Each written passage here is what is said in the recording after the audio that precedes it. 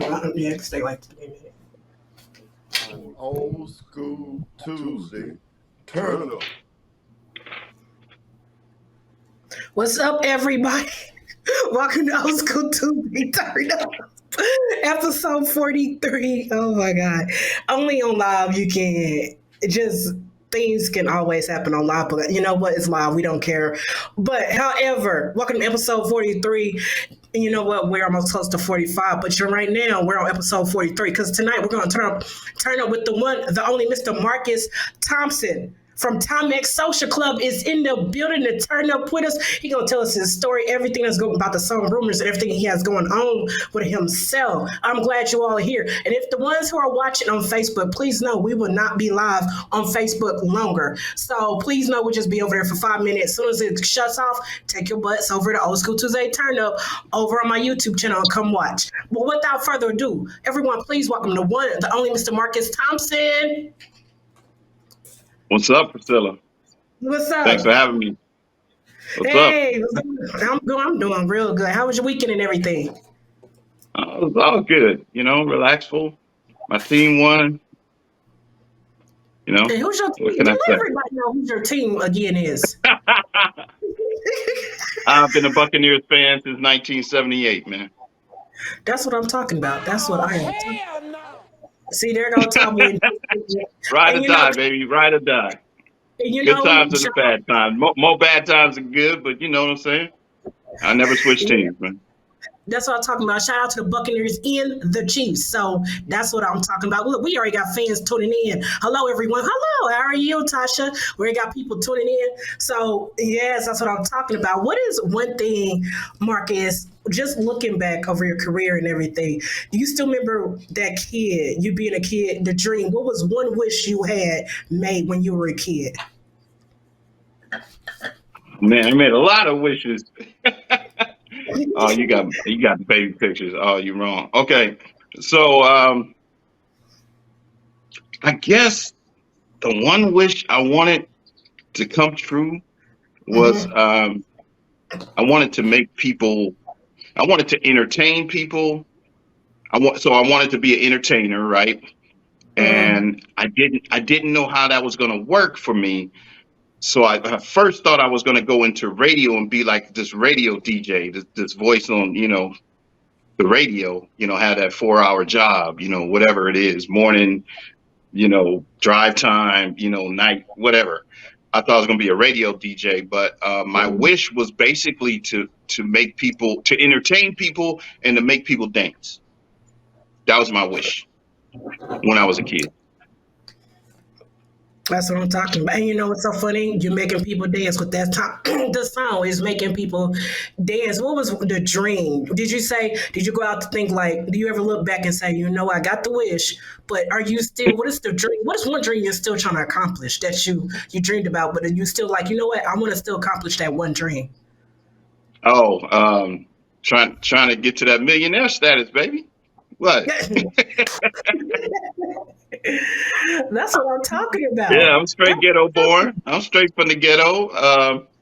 Yeah, we had it all. You can imagine it. West Oakland, California. Did not come up with a silver spoon in my mouth at all. So um, yeah, I'm still chasing the million. How That's about what that? I'm talking I about. When you sold look I back, sold a million. I sold over a million, multiple millions. But nah, that's not resting in the bank account. But it's all good. I'm still paper chasing, as they say. that's what I'm talking about. When you look at those pictures, you do the little baby pictures. That's what I like to do. Take people back with pictures. Yes, When you man. see these baby pictures, Oh boy. what is you reminiscent about? What does that mean to you when you see the baby pictures? The '70s. That's me and my brother right there. Shout out to Daryl. An interesting story about Daryl. So we're half brothers.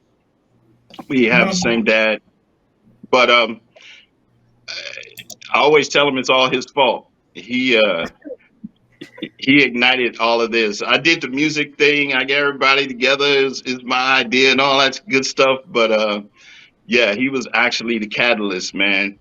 I don't know if y'all would have heard rumors if it wasn't for Daryl. And we can get into that later or now, but yeah, he was definitely my big brother, 2.5 years older than me, uh, Mhm. was probably the actual reason why rumors got on. A Tell lot of us a people don't story. know that. They think it was just us or somebody else. But Daryl was that middleman. He did something for me and him, right? But he did something for me that I wasn't there to approve. I wasn't even there. I wasn't even there when it happened. He gave a demo tape Mhm. to the right person. Yeah, it was So his connect. It was his connect. I'm up here mailing stuff in an envelope to, you know, Capitol Records or wherever I'm mailing stuff, right? Because that was how you did it. You submitted your demos to the record companies through the United States mail, through on a cassette back in the day. And so I'm anonymous basically. I'm coming through the mail, and Daryl had the person to person connect that I didn't have. And yeah, so shout out to Daryl Thompson, my big brother. And yeah, that's why we got on. A lot of people that's don't what's know that. no, but tell us the story. Like you said, it was the demo. What was on? What song did you guys record for that demo? Oh, the demo was chock full of all kind of goodies. I think Rumors was like the third or fourth song on that demo. You had to fast forward to get to Rumors. Because so here's the whole thing. So the demo, at the time that the demo changed hands, it was 2 years since we had finished that song. Mhm. So it was 20, Rumors was 24 months old to us, right? Mhm. It hadn't been released, so y'all never heard it, but it was 24 months old to us. So we was putting our newer stuff that we just finished last month or, you know, 2 months ago or whatever. We putting that up front, right? So, Mhm. yeah, you had, thank God for, for the fast forward button on the cassette player. Cause, I guess, I don't know. Everything you write, when you write, you think everything you do is that's the one. You know, wait till you hear my next one. You're creative, so you like, yeah, that's the old one, yeah, but wait till you hear the. So we pushed that to like the third or fourth song on that demo. That's Hmm. what I'm talking about. Look, I'm gonna say this. Look, because this is off topic. Look, if y'all, it's been a crazy day. But if y'all have noticed, he seen it. Marcus saw it in the beginning. I was getting my makeup done. Okay, I'm gonna be real. This is we live. Marcus knows we are live, and I'm gonna keep it 100. She was up here. She's beating my face. Now, as you can see, the face is beat to death. Okay, so if y'all probably wondering why is she all that moving, if y'all wondering, my makeup was getting done, and I'm gonna be real. This is the lie. I'm gonna keep it 100. I don't have nothing to lie about. But at the same time, the job is getting done. At the same time, I'm talking to her. You can't even tell. The girl wasn't even noticeable. She's over here, but we are done. She's done. But anyway, y'all probably wondering was that stuff on the beginning. If you saw me laughing, Marcus, in straight in the when I came on, I didn't know that stuff was was lined up like that. So it caught me off guard and made me laugh. But that's the one thing I like about the show because we keep it live and you got to keep it real and Yeah, keep it fun. And Marcus said earlier when we came on, he was like, he got his hair shaved, he got his nails done. I got yeah, my yeah. I nails got my hair done. I got my hair done for tonight. Yeah, for the show. I got my nails done too. I hope you like my color, everybody. I hope you like my yeah, color.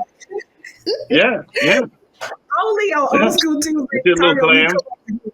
You know what I'm saying? So you can come over here and just it's all about having fun and being real and the fans like that and everybody's noticed it's beat. So my face is done. We're done. So with that being said, no, for Yes, real. man. But for the demo, tell me about your time being at Berkeley High School.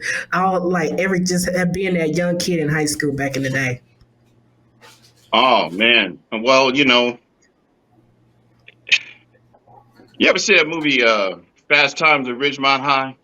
That's my movie. I love that movie. Oh, we had a little urban version of that. You know what I'm saying? Berkeley High was off the chain. Uh, oh my God. Okay, I'm gonna try to. I'm gonna try to keep rolling. I see some images back there, but yeah, that was a. Ooh, that was a 24-hour dance marathon right there. You just showed, my lord. African American Studies Department. Anyway, let me get focused. Back focused. Um, so we had a lot of fun. It was an urban situation as far as the high school. You had um, all different mixes of races, but the school was huge, right? It was not your regular high school. So we had a lot of fun and we had a lot of freedom. And we had a thing back then called open campus where you could just walk off the campus and go, say, to McDonald's or Right. Taco Bell or wherever you wanted to go, and no security guards would follow you and ask you to come back to school.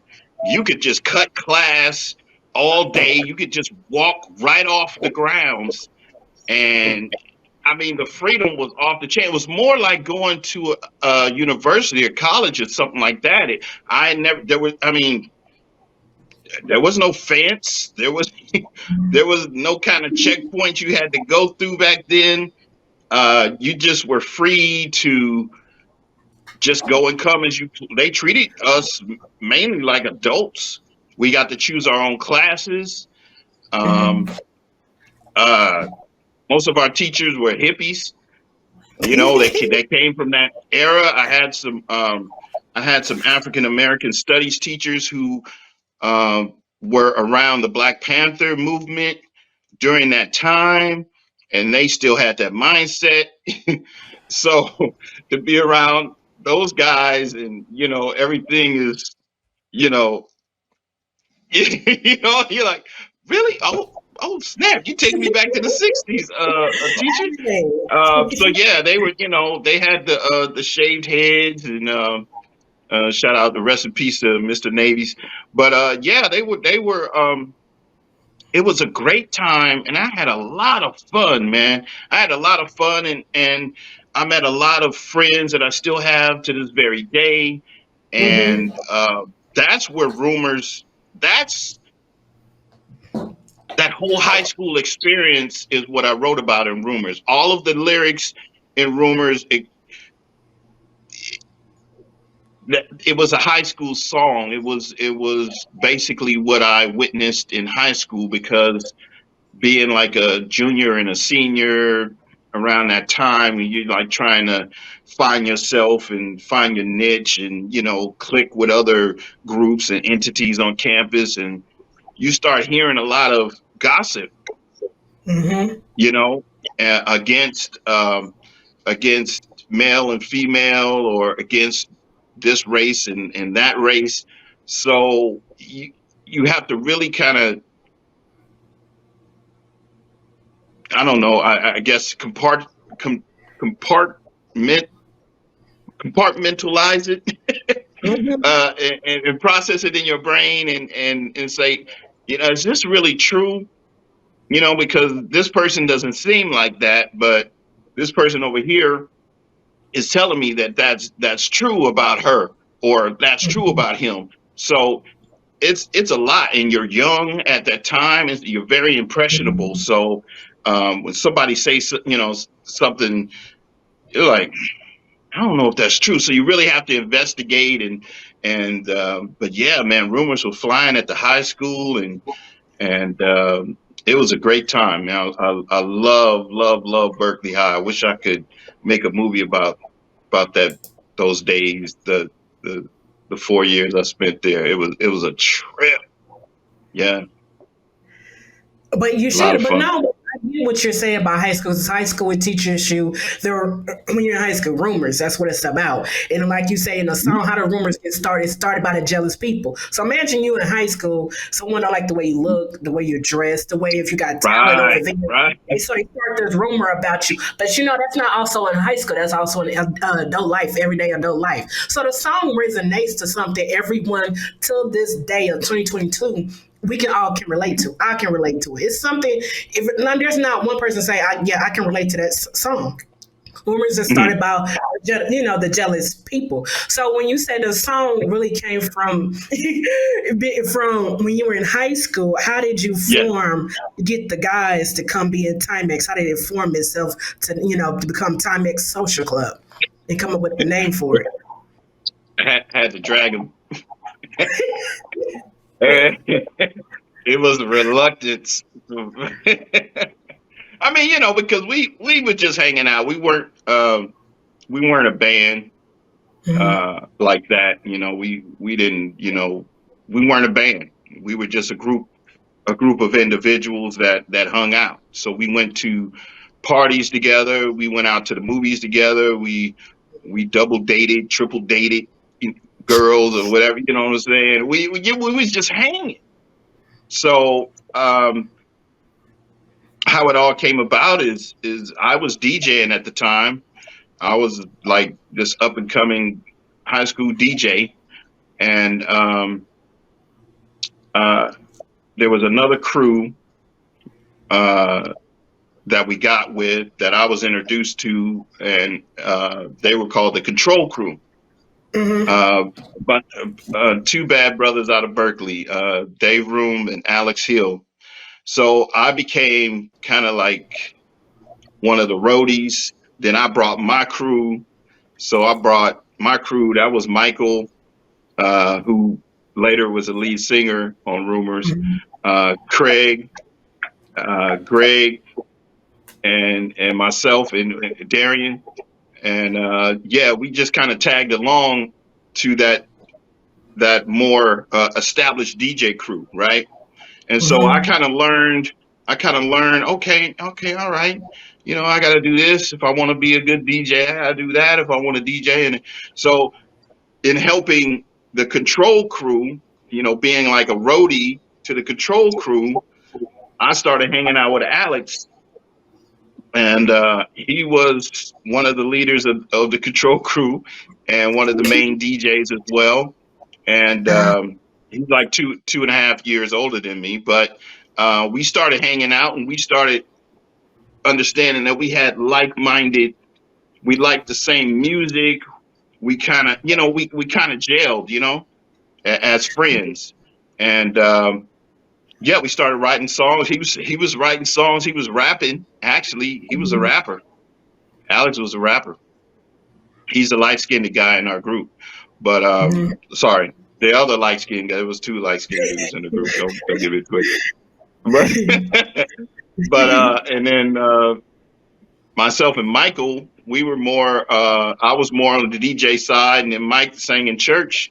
So Mm-hmm. it kind of just happened, organically. I mean, Alex had the instruments at the house, and we would go over there on the weekends and just mess around. You know what I'm saying? Just wasn't really serious about it at all. And then it went from not being serious to serious.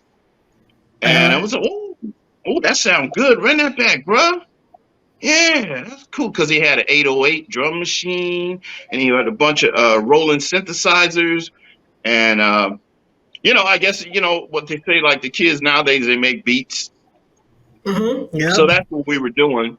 That's what we were doing. But it was harder because it was the 80s. So, we didn't have computers. The computers were built into the machines themselves, right? We didn't have no screens and nothing, you know.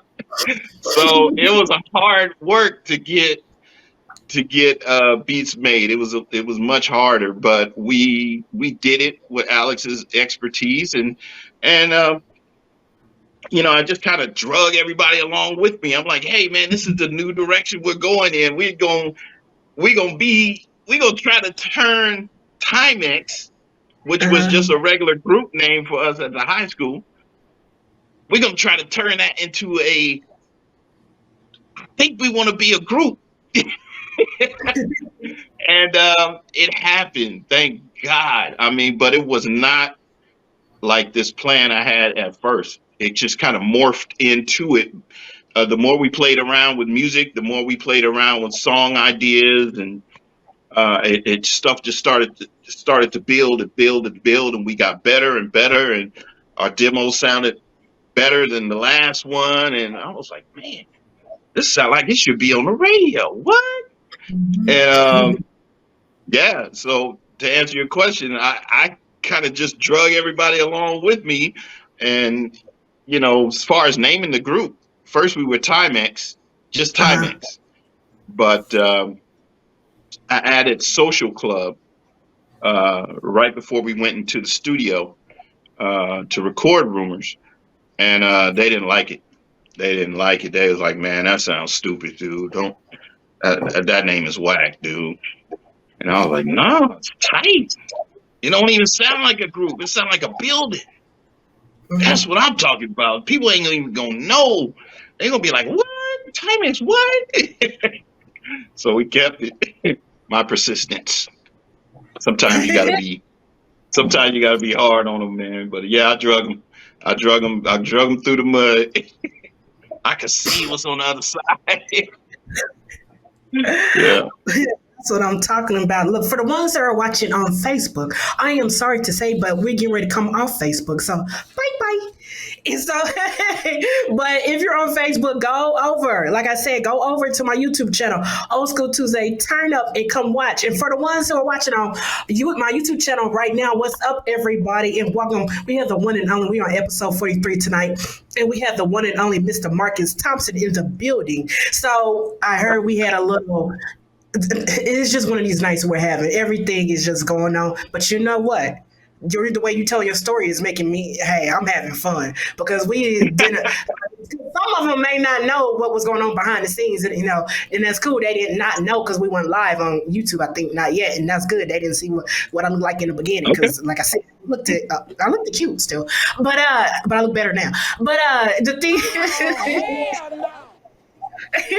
You talk with the sound effects. But you know what? I don't care because like I had told y'all, that's why we are live. That's why I like to show live. Because Marcus, even you can say when you're live, anything can go. That's like being here on stage, anything. You gonna sit here, rehearse and plan, and there's always one thing that just catch you off guard. But you know what that means you're gonna have one heck of a good night. And that's why we're here. We're here to turn up and have a turn up old school Tuesday turn up. That's what we're here to do. Just turn it up with Mr. As Marcus. They say, it's all about the recovery. It's all about the recovery. That's what I'm talking about. That's what I'm talking about. Some of these brothers in the NBA, they'll throw up a three. They try to be Steph Curry. They'll throw up a three, and it just brick, air ball. Ain't even hit the rim. But you can't stand there and look at it. You got to get back down court, man, and defend. So sometimes it's all about the recovery, man. That's what I'm talking about. People want, since you told about how you got the group starting when you just dragged the guys. That's what you said. You dragged them along. I don't blame you. Drag them. Well, people, and you told how the demo about your brother, but for real, Rumors. What was it like going in the studio that day to record the song that became legendary and part of music history? Please give us the story on Rumors. Oh, man. Well, that was January 3rd, 1986. It was 3 days before my 21st birthday, so I was 20 years old at that time. I had the flu. I was sick. I shouldn't have been out there, but I'm like, damn, if I'm gonna miss this, so I went to the studio. But yeah, I was fighting some kind of flu or fever or something. But it was cool. I mean, we got there, and I had never been in a 24-track studio. I mean, the way we recorded all of our demos was on a 4-track cassette. And that was something that I had mastered in my bedroom, if you will. And so I knew about recording at what they call home recording. But to walk into a professional 24-track studio, with the wood paneling and the leather chairs and the wood flooring and there's an actual engineer, white Mm-hmm. guy, sitting over there, and this massive board with all these knobs. It was overwhelming, you know. Alex was there, group member and keyboard aficionado.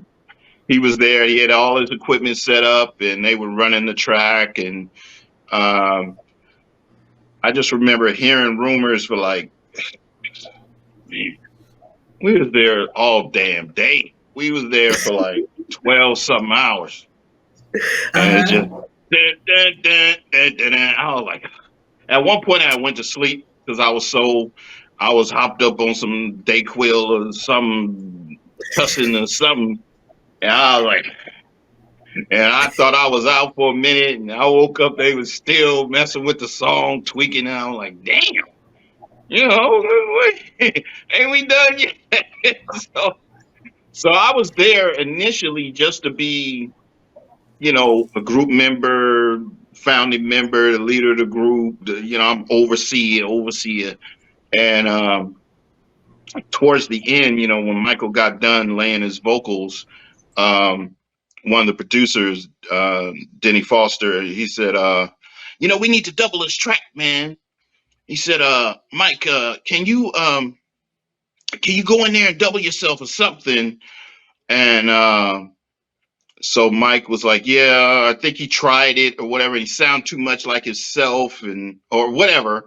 And then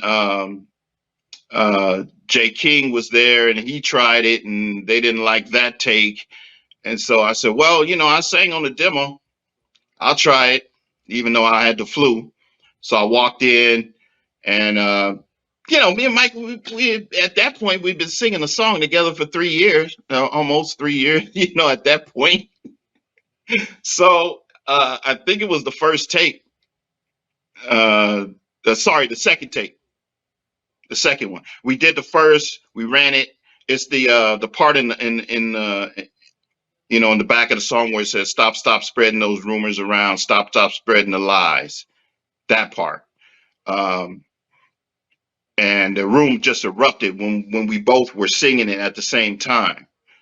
I was a little lower, I think, than Mike's vocals or whatever it was. I don't know, remember, but it gelled, and they said, "That's it, that's it." So yeah, my vocals are on the track. It wasn't supposed to be that way. It's supposed to be Mike 100%, but um, yeah, it just called for a little extra sauce on it. So uh, I was vital. I wasn't just hanging around. I was needed. So yeah, it was a cool experience. Yeah, very overwhelming and very long day.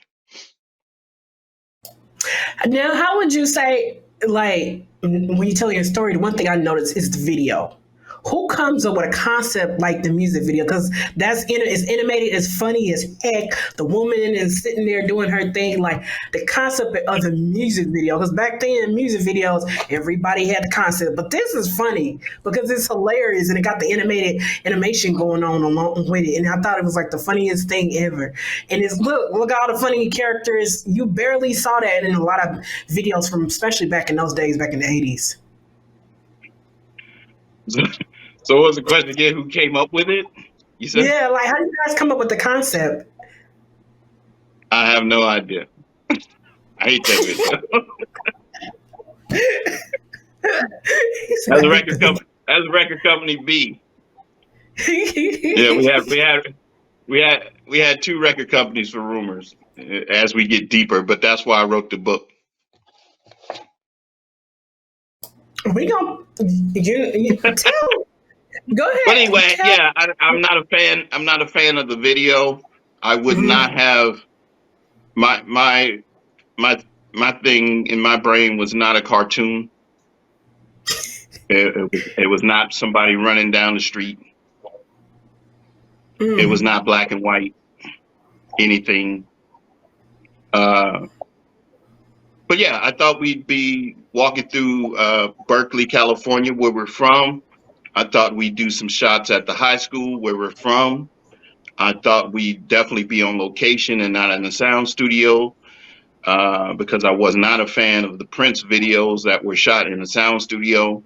I was always a fan of the videos that were made on location, a la Thriller. Yeah. Let's walk and let's change scenery. Let's let people know we're in the street, the actual public, and not in some green screen kind of studio. Um, I'm glad ultimately that there was a video made, because that song without a video did some miraculous things. And I don't think people really give us enough credit. I mean, look, the song went viral without a video. The video came out probably in the tail end of the summer of 1986. The song was number one in June, July. I mean, from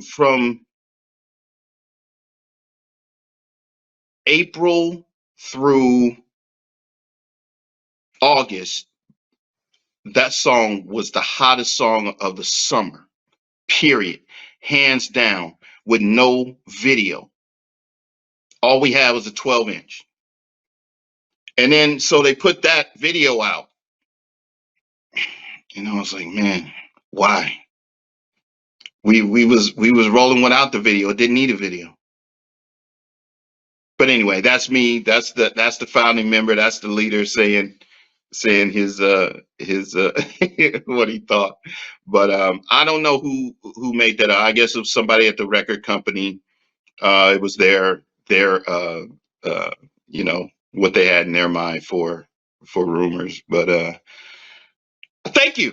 I'm glad you like it, because it's a part of us. It's a part of us, but I had nothing to do with it at that time. I wish I would have, but I wasn't. I wasn't consulted. But if you really think about it, even though you Yes. weren't a part of it, and whoever did it, at least you can say you're right. There was a video, because I'm not gonna lie, there's a lot of songs from back in those days that did music videos, and whoever concept this was to make it animation, it's kind of like you put the fun side of Rumors. If you think about the lines and the meaning behind it, I could get where the animation comes from. And I could also get your concept. Like you said, you would have loved for it to go be like at Berkeley, be, on site, be right there. But if you're looking at it now, compared to this, videos that's out, music videos now, sometimes music videos don't match the song. But that video is something different. It was at its time when you had animation going on.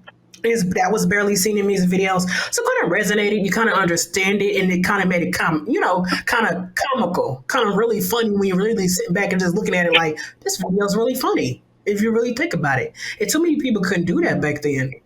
So whoever came with the concept, I give them credit. They did, but sometimes Like videos I said, with at least we had one. At least we had a yeah, video.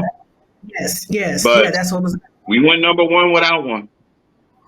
Yeah, see, it was more about the song, Now, the a feeling video of. I did like, Mhm. and I think it's hilarious.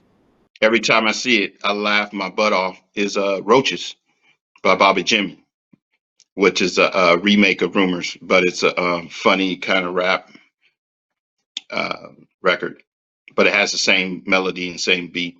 So yeah, Roaches had more, oomph behind it in my brain than the actual, Rumors video. That's what I'm talking about. But honestly, so you have Rumors, you got the music video, and you got the book. You just showed us the book. That would Yes, you ma'am. like? I think honestly, I think when every time someone artist a group, they tell a story and they put it in a book form, then next comes a movie. Would you like to see how do Rumors get started? Would you like to see Time X Social Club at least be turned not like in a movie per se, but now they're having mini series where they'll give, because it's when a miniseries TV movie, it's more, you get more out of it. Would you like to see at least Tom Mix Social Club get turned into a movie one day? Yeah, I've often thought about just a movie, but even a play, like a stage play or something like that. But there was a movie a few years ago called The Five Heartbeats that I think that was like more like dead on a Hmm. lot of the things that we went through. A lot of things we went through. I mean, when I watched that movie, I'm like, ooh, snap! Was I a consultant on this movie? Can nobody see So it it doesn't came it doesn't have to be called Timex, Social Club, or anything to do with rumors. I mean, that movie was about a group called the Dales, and then they took that and then they named it Five Heartbeats, a fictitious group name. So yeah, they take the basis of the story of a real story of a real group and then turn it, name it something else. So it's not, you know, the story of so and so, but it's like, yeah, that's what happened. Yeah. So that's what I often thought about, that maybe it would be turned into the like the book form would be turned into like maybe a stage play or something like that, but it would be called named something else, but it'd be based on the book. Because you see that a Yeah. lot, it's this movie based on, this Or call it screenplay by this book. or call the movie. You can actually call it rumors. A lot of people go after the name like Mm. Respect about Aretha Franklin. Then you had Temptations about the Temptations and Five Heartbeats. Yeah, I love me yeah, the Five sure. Heartbeats. Like can nobody sing like Eddie Yeah. Kane Jr. So, but I think it should be, honestly, if you're gonna do the movie, I'll call it rumors. Then and then next tell the story like who, if you had a choice, who would you like to see play you? Would you want to Oh, unknown or go with someone who's, ooh, yes? Hey, we're here. Hey, mine's okay. uh, my wife's so funny. She be saying Keenan Thompson. She said Keenan Thompson on Saturday Night Live look like my love child or something. He would perfect. I think he would be perfect. And you know who else? You know who else? At some I point, don't you know. got to. I think this girl named Priscilla Wadley, some be somewhere in there. And Tall Boy. I don't know about Tall Boy. I'm Oh not yeah, doing yeah, that. yeah. I heard of her. Yeah, He yeah, will be really yeah. good somewhere. I can only speak for myself. I'm not worried about Tall Boy right now. But I could. No,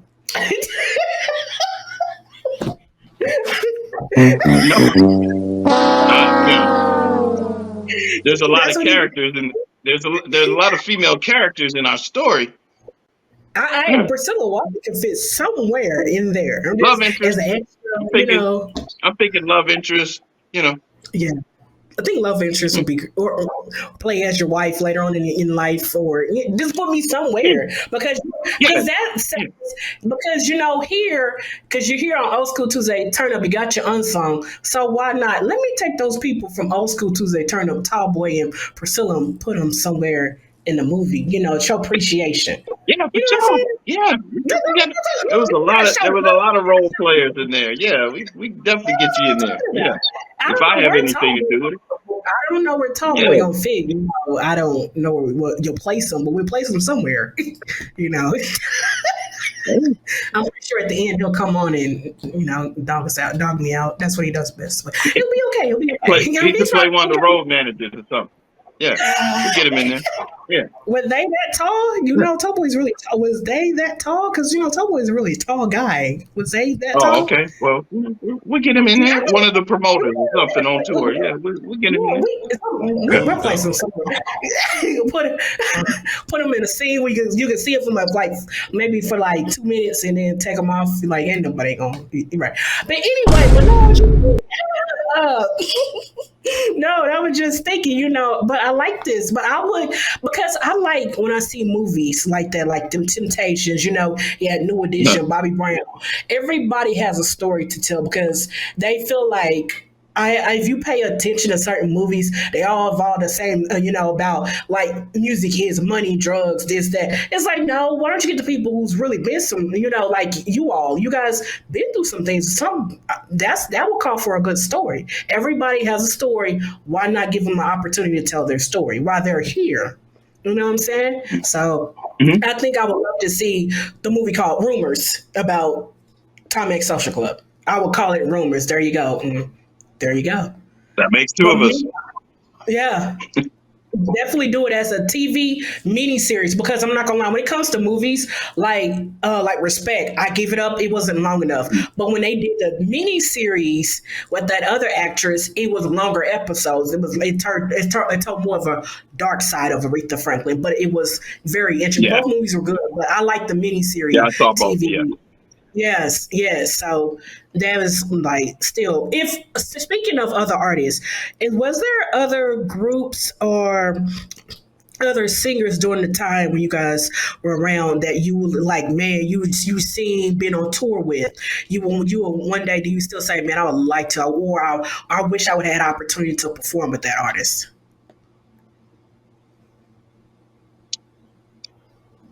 Prince. Hmm. Yeah, he was the. Yeah, I started writing because of him. My first Hmm. song I wrote to one of his songs, the beat of one of his songs called "Private Joy." Yeah, Hmm. What's this up? yeah, that's what got me putting pen to paper to write songs was Prince. So yeah, Now I got close. We got close. We did we did 3 shows with Morris Day. So What's up? Hey, that's Morris Day. No, don't you feel like what is something when you see somebody like the almost legendary there. Morris Day? When you see Morris Day, I mean, not everybody can perform with Morris Day in the time. What do you just being at awe? What is that momentum or the accomplishment or what is that like just for you? Just and what did you learn from that? That was a crazy tour. Hmm. We were on that tour. That was a New Edition tour. Oh wow. So we were coming off of the Raising Hell tour, and they called our booking agent, and they were like, "We need Timex for 3 dates." So we're like, Hmm. "Yeah, we ain't got nothing to do. We don't want to go back home. Let's go." So Hmm. we kind of just joined their tour for 3 shows, for three shows. So didn't really have time to hang out with anybody and do all that. We kind of just hit it and quit it. We was there and then we bounced. So um, I think I did watch Morris perform, but it wasn't the time. He was solo back then, more or less. He just dropped his first album, and so it was him. And then it was like a group of replacement players that I didn't know the names of. Um, you know what I mean? So it wasn't really the time, but it was Morris Day. So I kind of watched the show from the side of the stage. So what did I learn? Oh man, just watching the showmanship. You know, um, watching New Edition and their prep. What was crazy about one of those shows was that right before that, you hear on the radio Bobby Brown is no longer in the group. They kicked him out or whatever happened. They kind of glossed over it, but he's no longer in the group.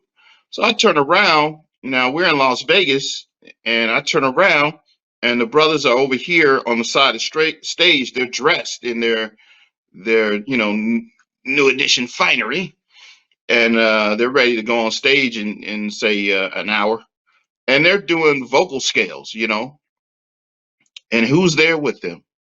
Bobby Brown in street clothes, and it just blew me away. I'm like, what? I thought this brother was kicked out the group. So that was a trippy kind of industry thing to watch. But yeah, when the house lights lowered and all the fans went crazy, and now everybody, ladies and gentlemen, New Edition. only 4 of them ran up there. Bob he wasn't on stage, but he warmed up with him, so that was a trip. So that kind of, seeing that kind of stuff, you know, kind of teaches you that you can still be friends even though you're not working together. Um, yeah, yeah, I learned a lot seeing that. That's what's Yeah. up. Not that they said he was no longer in the group, and then boom, there he was, popped up. Boom, he's right here. Like, whoa. Hey, oh, like, what? When somebody tell you to kick rocks, they mean kick rocks. Don't come back. Don't come around here. But He there he was on. was. He wasn't like outside the building trying to get in. He was backstage where we were. Oh man. At least he wasn't like at Chilling, least it wasn't like at least he eating, wasn't like eating, David. eating the food and everything. Like this, at least bro. at least he wasn't like David Ruffin in the Temptations, grab a whole entire microphone and start singing. I know you want to, and you're like, whoa, like that really did happen. Yeah. Like David Ruffin was just bold with it. He said, "I'm David Ruffin. Whatever I want to do, I snatch your mics." So Right. when that made me think of David Ruffin for what he did. Like that's funny. Like a lot of people can't do that, but Mike Brown said, "I don't care what y'all. I'm here. Hello." You're like, "Whoa! I just see you that said you weren't gonna be here, but you're here, brother. All right now. Hey, nothing wrong with that." But Nope. okay, Now okay. go ahead. What's the craziest thing you can say that's ever just looking back? Craziest moment you had on tour, just being on tour. I got 99 of them. Well, Just one good one funny you want to one give me that's. a category? Hey, we Craziest doing thing. flashbacks. We do a flashback. We go. Let's say with a fan. Let's say with a fan, because fans Okay, are I'll crazy. tell you the craziest thing. I got one. Okay, yeah, okay. Okay. So, and I did not put this in the book. So, we get called to Albuquerque, New Mexico. We're going to headline this show. They want Timex. So, okay, we get down there. We get the deposit. Now, how it goes is you get the deposit, the booking agent gets the deposit. That's half of the money. The group goes out. Before you go on stage, you get the other half. So you're 100% paid, and then you go up. So this is the summer of '86 when Rumors was hot, right? Red hot. And so we just rolling. I mean, every show we do is like that. So we not thinking anybody will even want to, try us or whatever. So we get there and the money ain't there. So we said, hey, we don't work like this, man. We're not going to go on if we don't get paid. So we hold out. Everybody's in the building. The other groups are performing. We just waiting on our money, and then we're going to go do our thing. We already did sound check. We good. We just need the other half. That's the way it works. That's the way it's been working with all the other promoters. What's up with you? So we went back to the hotel. We ain't even at the thing. So we we at the hotel chilling, and then they said, well, we need y'all to come back because the promoters got the money now and everything. But the people that he sent to tell us that, these brothers look straight out the steroid gym.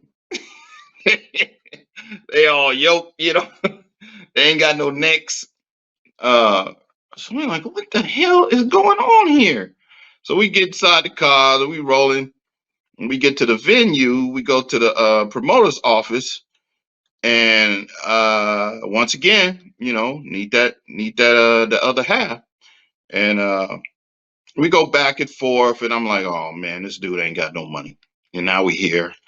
and the crowd is wanting to hear us, and it's getting kind of crazy because this intermission is now like 30 minutes long or whatever, and we up next. So I'm like, we're not going on. We're not going on unless we get paid. So this fool pulls out a gun.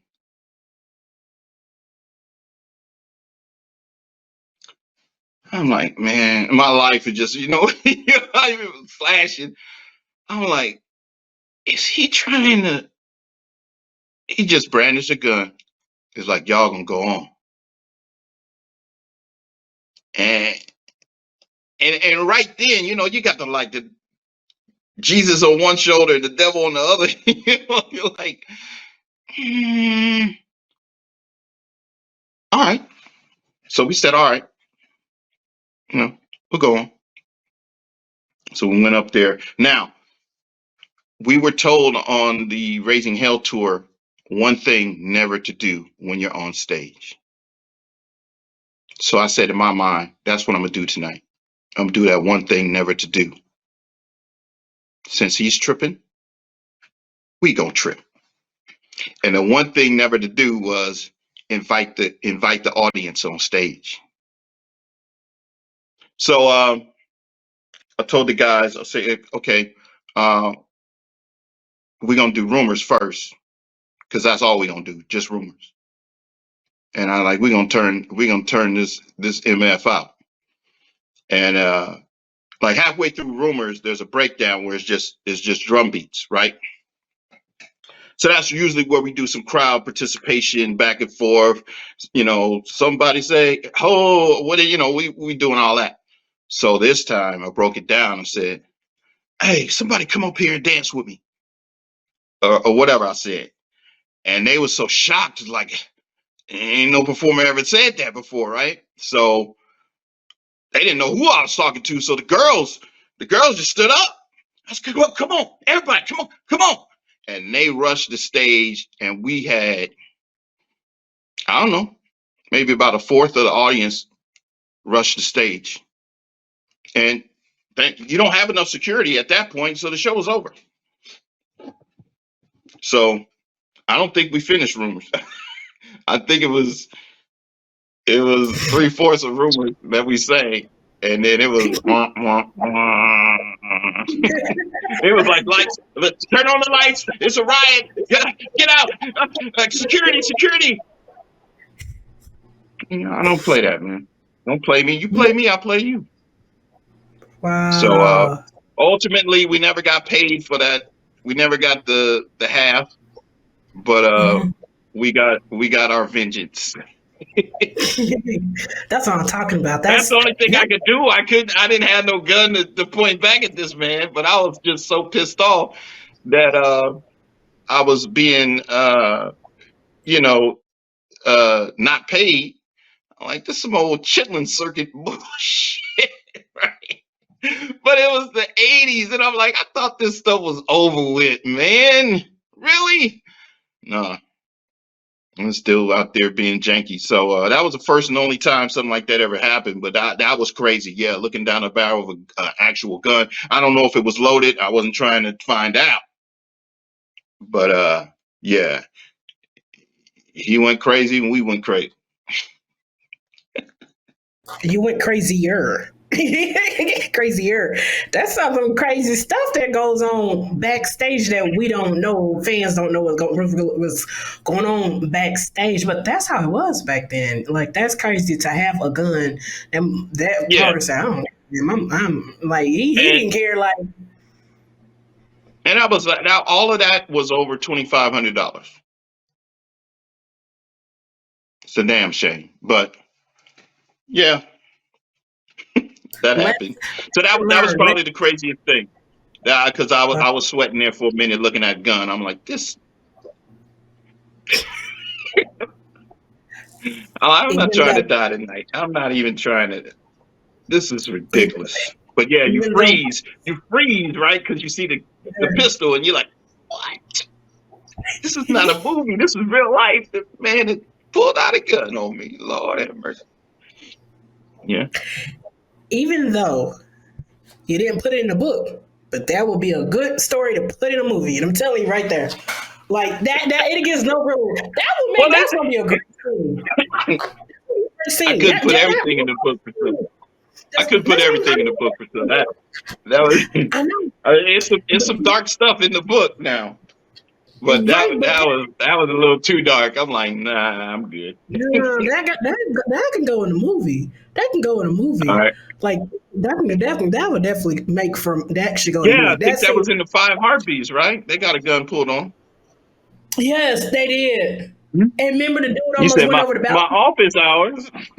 Yeah, my office hours are from 9 to 5. Big Red. Yeah, and the dude almost got Bird from the Midnight Falcons. His hating. I couldn't stand Bird. His hating ass. But anyway, he almost got pulled off the balcony because he didn't Huh? like because he didn't care about his books. He and then he did a Five Heartbeats wrong because he thought they were better singers until they showed they can sing they butt off. Then he was standing backstage crying because they was Mhm. better. That just goes to show you. Bird got played. That's what he get. But he didn't understand Big Red's office hours from 9 to 5. That's what he said. And then he bitch slapped him. And that's how you know I've seen the movie way too many times. I love that movie. I'm telling y'all, I can watch that movie all day. Anyway, but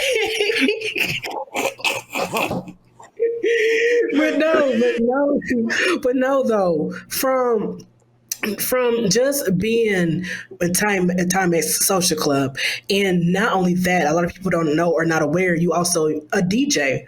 What's that? Just feeling like to be the DJ, spinning for people and everything. What's the pros and cons just being a DJ? Oh wow. Mobile DJ, weddings, the whole nine, parties, house parties, the whole nine. I grew up, I cut my teeth on all of that. But that was basically the recipe that we needed to write rumors. I was a DJ at the time, Alex, DJ, Michael sang in church. So you put those things together and that's the recipe, man. But as far as DJing now or even back then, um, you gotta have the personality for it. I'll say. Uh, when people get drunk, they act they don't act too. They're not too pleasant to be around. So, uh, these parties they start out good, and then towards the end, sometimes people get unruly. They come up. They want you to play a certain request or certain song, and if you can't fit it in, you don't fit it in, and they talk about you, and it's a trip. I mean, you got to deal with that. You got to get your equipment to and from. You got to take care of your equipment. Uh, you know, I know a lot of DJs that take double this and double that.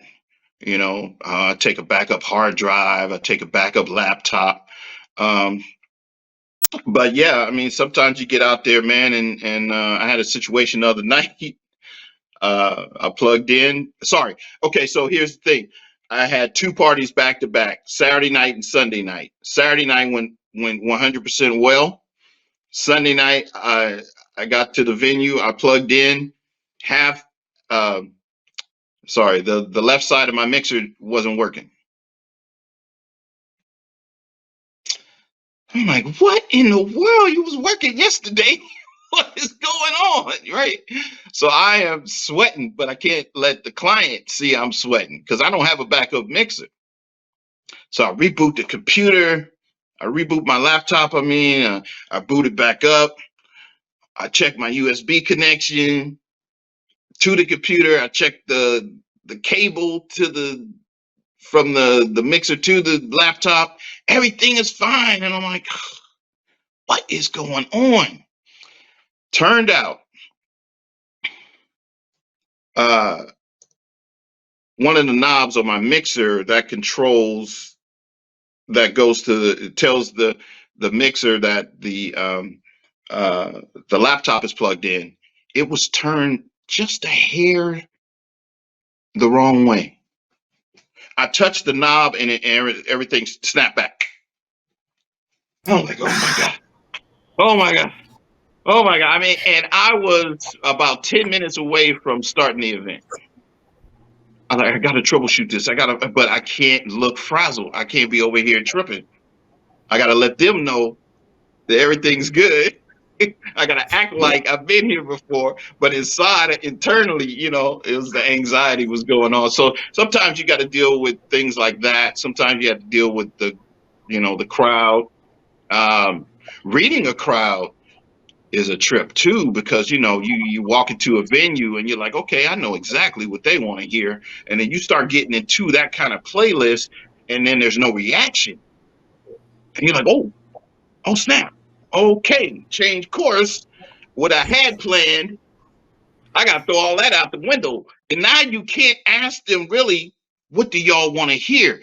They're expecting you to be like a psychic and read their minds, which I don't have the ability to do that, but I'm looking at the room. I'm looking at what they're wearing. I'm looking at how they're dancing or moving. And, so I am like hunting, trying to find, and then you find it. And then you're off. You in the zone. Yep.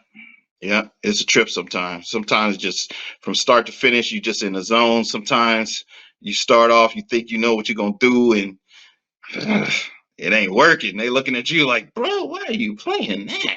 And you're like, ooh, I thought that's what y'all wanted. And yeah, man, it's a trip. Yeah, DJing is tough. It's tough work. People don't know what goes on behind the scenes, but it's a lot that can go. It's a lot that can go right. And on the flip side of that, it's a lot that could go wrong, but you just can't let them see you sweat. You just gotta handle it and keep pushing through. That's funny that you say that. Remember what happened to us earlier, but right before the live, and what you call it, Tall Boy was like, "I can't hear you, can't hear you." I know what's like. I Yeah. know exactly what is that is like. When you telling that story, I'm like, man, I had a flashback moment of, I'm like, that just happened to us early, right before this live. People have no idea Yeah. what goes on before we come on live. Yeah. All kind of stuff is going on, and they don't be knowing it. But that's why it's live, and you have fun, and then one little thing can mess up everything. But then when everything starts to happen, then that's how you know it's gonna be a great night. That's how you know. Like tonight Yeah. has been. Yeah. You hit that groove and you. Mhm. I know the feeling. I definitely know the Yep. feeling. But you just being a DJ and everything, when you're, and I know that you play R&B music, what's your take on the direction of where R&B is going right now? Some people have said R&B has taken a backseat, sampling music, something about that. We're going to definitely get into that right now. What do you think of maybe more new school artists? There's sampling some of the old school songs, which is good and everything. That's bringing back the old school artists. But what's your take on R&B music in general? Nowadays, Mhm. well, I really enjoyed the neo soul movement, the Jill Scott, the music soul child, Raheem Devon, just on and on and on, neo soul. Um, I even though they called it neo soul, I called it R&B. So that's where my head is, and Anthony Hamilton, but that's where my head is, and that's the kind of stuff I like. So when I see uh, a group like um, it's Bruno Mars and Anderson Paak, is it Silk Sonic? I think it is. Yeah. Yeah. I love it. I love it because it's a fusion of new and old. So I love that stuff, and I just hope that you know, every song doesn't need a rapper on it. Um, you know, it can just be an R&B song without somebody doing a rap verse in the beginning or in the middle. It could just be a real good feeling R&B song. So I like the stuff that's coming out today. Um, and you know, people are doing a lot of covers of older hits, remakes. Um, I just saw a YouTube video not too long ago of Kelly Clarkson, who did a remake of SWV's "I'm So Into You." So you know, I mean, when I see stuff like that, I'm like, man, this girl's country as hell, and she just flipped it and went R&B. And so, um, even though that song's not new, her take on it in the you know, in the years that we're in right now, you know, 2022, 2021, whenever she did it, big ups to her. Man, I just, you know, I love when artists go back and recapture. So, yeah, the stuff that's coming out is cool. I mean, I'm a big fan of Lettucey, Guapale, artists like that, and you know, I love what they do. But yeah, I really have a lot of fun with the new R&B. I play a lot of it at my gigs.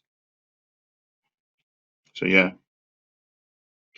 Who would some of the new school artists would you like to see yourself working with?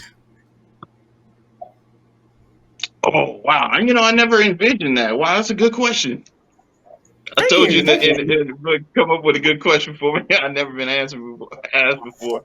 Ah, who would I like to work with today? Oh Mhm. man. Um, you know, I'm gonna throw it back. I'm gonna say I really would like to write for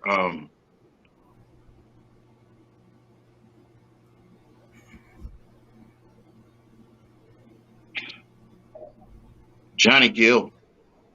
Mm. I mean, I know he's not a new artist. I know he's not a new artist, but Mm. I've always felt that brother's voice. I've always felt it. It's something. My. Hmm. Mm. Yeah, I don't know. That's what I can think off the top of my head. Mm. JG. My favorite song by him is Fair Weather Friend, and then Rub Oh, You the okay. White. Yeah, Fair Weather Oh, Friend. okay. Be there to Yeah, the end. yeah, Yes. yeah. You Yeah. like the upbeat. Yeah, yeah. I'm a upbeat. They say I'm a upbeat girl. I like songs. If you got an upbeat, you got my attention. Okay, I like anything upbeat because I like to be dancing around. You know, but I can't dance right now. I'm in a chair. But I like to dance around and everything like that. But Johnny Gill, that's deep. That's really good. Like, cause it's like with him, he sings, he dances, he has that deep voice. I can't sing, but I can see that happening. Who would you like think in new school artists that's out now? Would you like to see? I know your song's been sampled, but like someone in the Hmm. new school to sample rumors. Who would you like to? Who would you like to see that? It already happened. Chris Brown did it. 2017. Hmm. Hmm. Yeah. Man, So yeah, but shout out that's to him. good though. Him and Tiger. I think it was Tiger. Mhm. Yeah. Yep. I mean, it was like they were reading my mind or something. I Mhm. just one day, my manager sent me a link. He was like, "Dude, check this out." And you know how, like in the web URL, you can kind of read. Mhm. It said rumors, Chris Brown. I said, you know, but then you click on it and you're like, oh, yeah, that already happened. Wow. But if Yeah. I was just listening to one of his songs the other 2 days ago. It's like now that's what he's doing, taking a lot of sampling a lot of old school music and putting his flavor onto it. Then his dance spins he does, but he puts his own flavor onto it, and this shows. I like that he's really taking it back with the old school. That shows he likes, he knows where he comes from when it comes to the music. A lot of people don't just be like just Yeah. stealing beats, but don't do it right. But Chris Brown, that everybody think he's the greatest of all time. Yeah, Mm. yeah. I give him credit. He has done a lot of songs. I give him credit, and come a You know, long way. So, to go back on that question though, I would really like a jazz artist to do like a jazz rendition of it. You know what I mean? Like an instrumental. Um, Oh, yeah, like somebody with a sax or you know, yeah. just slow it hey, down, but make it real mellow and like, yeah, there you go. yeah. I've seen some acoustic people do it on YouTube with just a Mhm. like a acoustic guitar and things like that. But yeah, I'm waiting for that moment that like a popular jazz artist picks it up and says, "Let me redo this," you know. And then there's just like a saxophone, like I said, and then somebody singing a hook. That would be tight. So Okay. anybody could do that out there that you got a horn. I would love All right. That's what I'm talking about. What's the good? it. What's for? What's your opinion? What would you say is the good essential ingredient in being a good songwriter? Uh, just creativity. Hmm. I mean, for me, it was creative writing, the process Hmm. of that, and being good in English class with term papers and things like that. Having a mastery of words, knowing how to put words together and the cadence of songs and timing. Um, but I think everybody really knows that. I mean, we have all grown up listening to music, so and we all have our favorite artists and favorite songs. So it's something that's in everybody. But I think that to be a good songwriter, you have to have those skills. But yeah, it's the creativity of it, um, and yeah, just putting your thoughts down. When you are in the studio, what really gets your juices flowing? Oh wow. Well, if there's nothing on the agenda, we're just in the studio and uh, it's the sound of the room, Hmm. maybe the entire vibe, vibing off of uh, you know different people, people that you're working with, your co-writers, your producers, um, and yeah, just laying the track, just laying it down, getting everything right and exact, and yeah, just having fun. That's a lot of the process is having fun. Nobody wants to be in a studio stressed, but I mean, there have been a lot of stress sessions. I hear stories of Death Row Records, and you better, or else, I know So, going there with guns. but if you're Oof, having Lord. fun, I think it comes out on wax. As they say, it comes out. I think when people listen to our music, they hear that we were having fun versus being forced or stressed. I think you can really hear that, and I think you can really hear people's personalities when they're rapping or singing. If it's coming from a good place, um, I think that changes the vibe of the recording. If it's if the person the inflection of the voice is what I'm really trying to say. So um, yeah, a good atmosphere in the studio is what I'm all about, what I like to be around. And then the That's what. creativity is going to flow. You know, you're going to have an idea over here and go in this direction. Have an idea over there and go in this direction, that direction. So, um, you know, yeah, That's the what's up. whole, yeah, hmm Okay. yeah. Tell your fans. I know I seen it the other night, but show. I told you you're gonna have to show your fans the rec. Let them know behind you the plaques. all the plaques that you have behind. Let them know what it is and which one is which. Oh, So they probably seeing what I'm seeing. Like, what is oh, all okay. the plaques? Show them the This, plaques. Show them this, this is how this is much rumors. the cribs moment. Okay. All right. So let's see. Right here, you have the Club Nouveau Gold. Right here is a Public Enemy Gold. Pan up. So we got. Let's see. Pointing right here is the Club Nouveau Platinum, and this is the Public Enemy Platinum.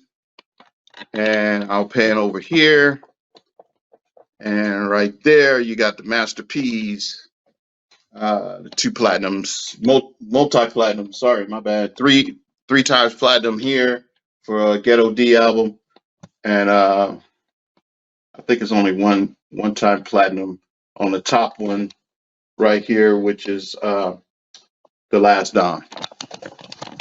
And that's not all, but that's what's right here in the hallway. Yes, I love it. Congratulations on There's that others. is We ain't gonna go around the whole house. Yeah, that's what's up. but this is Yes. something, this is something I dreamed about when I was a kid. Hmm. Because you would watch, you watch TV and you see people being interviewed in their homes or in their studios or whatever, and you see all the plaques, and I was like, man, I want to, if it ever happens, I wish I could have some gold records. I wish I could get to a status where I could go gold.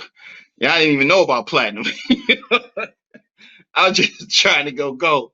So it is really a blessing, Priscilla, to be sitting here and having my awards around me. And it's something I dreamt about. It's definitely something I dreamt about, coming from West Oakland. And like I said, no silver spoon. Didn't know how I was going to do it. Wanted to be a radio DJ at first.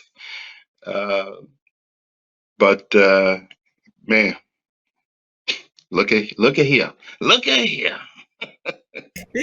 Yeah, it's good. Congratulations. There was one thing that I saw a video of you all, and I say for me, it's a show where it's no longer out anymore. But this was a show you can watch on Saturday mornings. And to see you all on that show, a lot of artists back then, that was a dream come true for them, especially when you're a black artist. What was it like when I saw the video of you all being on Soul Train? Oh, you know what? I wasn't there. Wow. Yeah. Yeah, that was my lead singer and his group.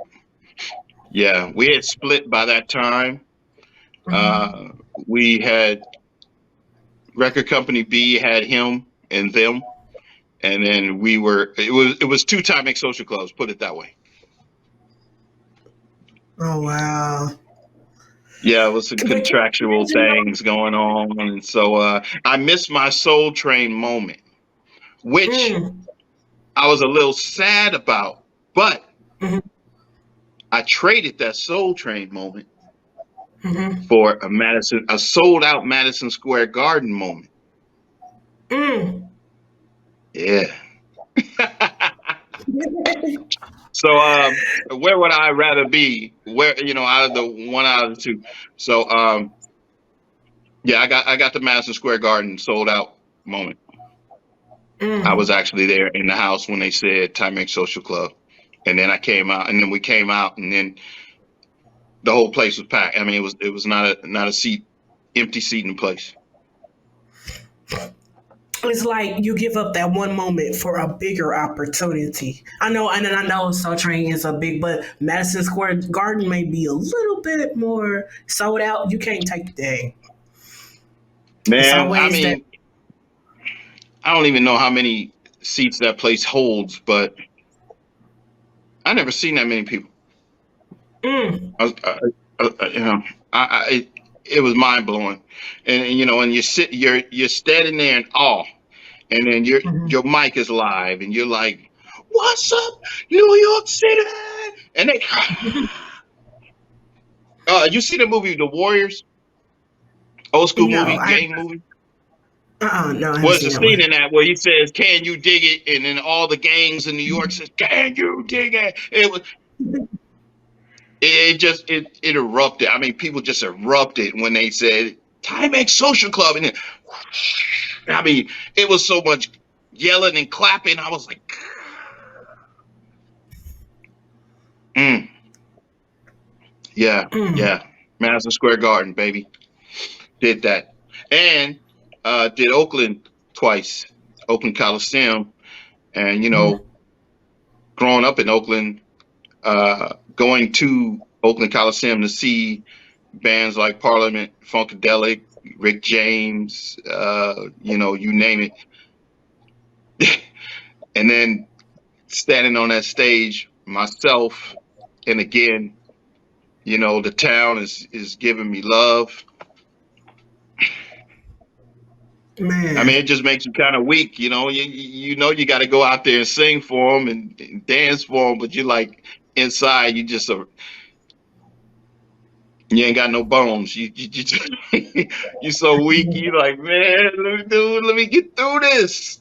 Oh, the butterflies and just the love, and they cheering for you, they loving you, and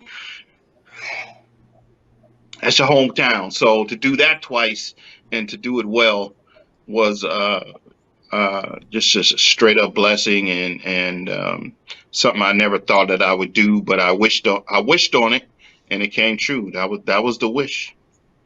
1984 Fresh Fest. I said, we gonna be on that stage next time. And the brothers looked at me like, this N word is crazy. This N word has lost his damn mind. What did you just say? We gonna be on stage with Houdini. Fool. They was ready to commit me. And I was like, yeah, man, we can do it. And it wasn't 2 years later. And we was up there rocking with Houdini and Run DMC and LL. So be careful what you wish for. You just might get it.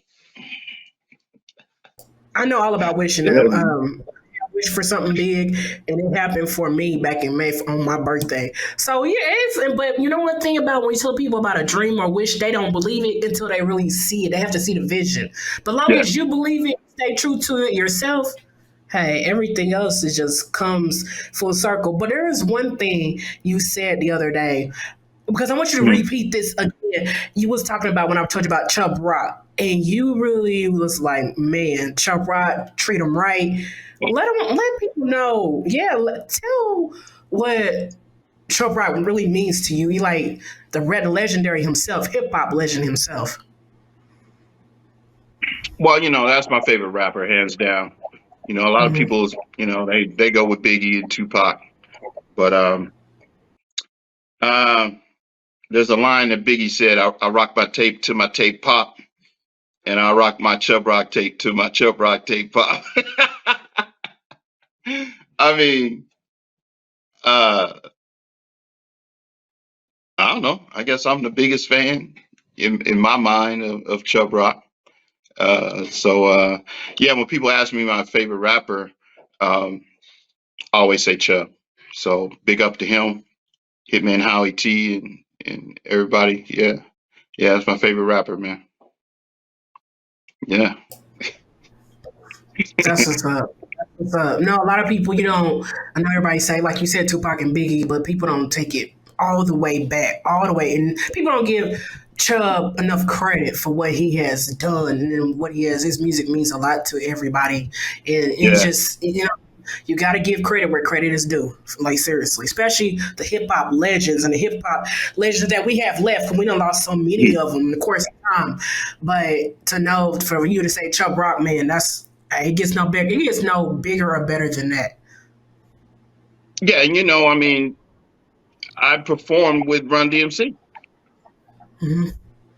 I was on the tour. We did more than almost 40 dates with them. Mm. You know, Houdini, LL. I mean, it. you would think that I'll be like, yo, Run DMC is my favorite rapper. you know?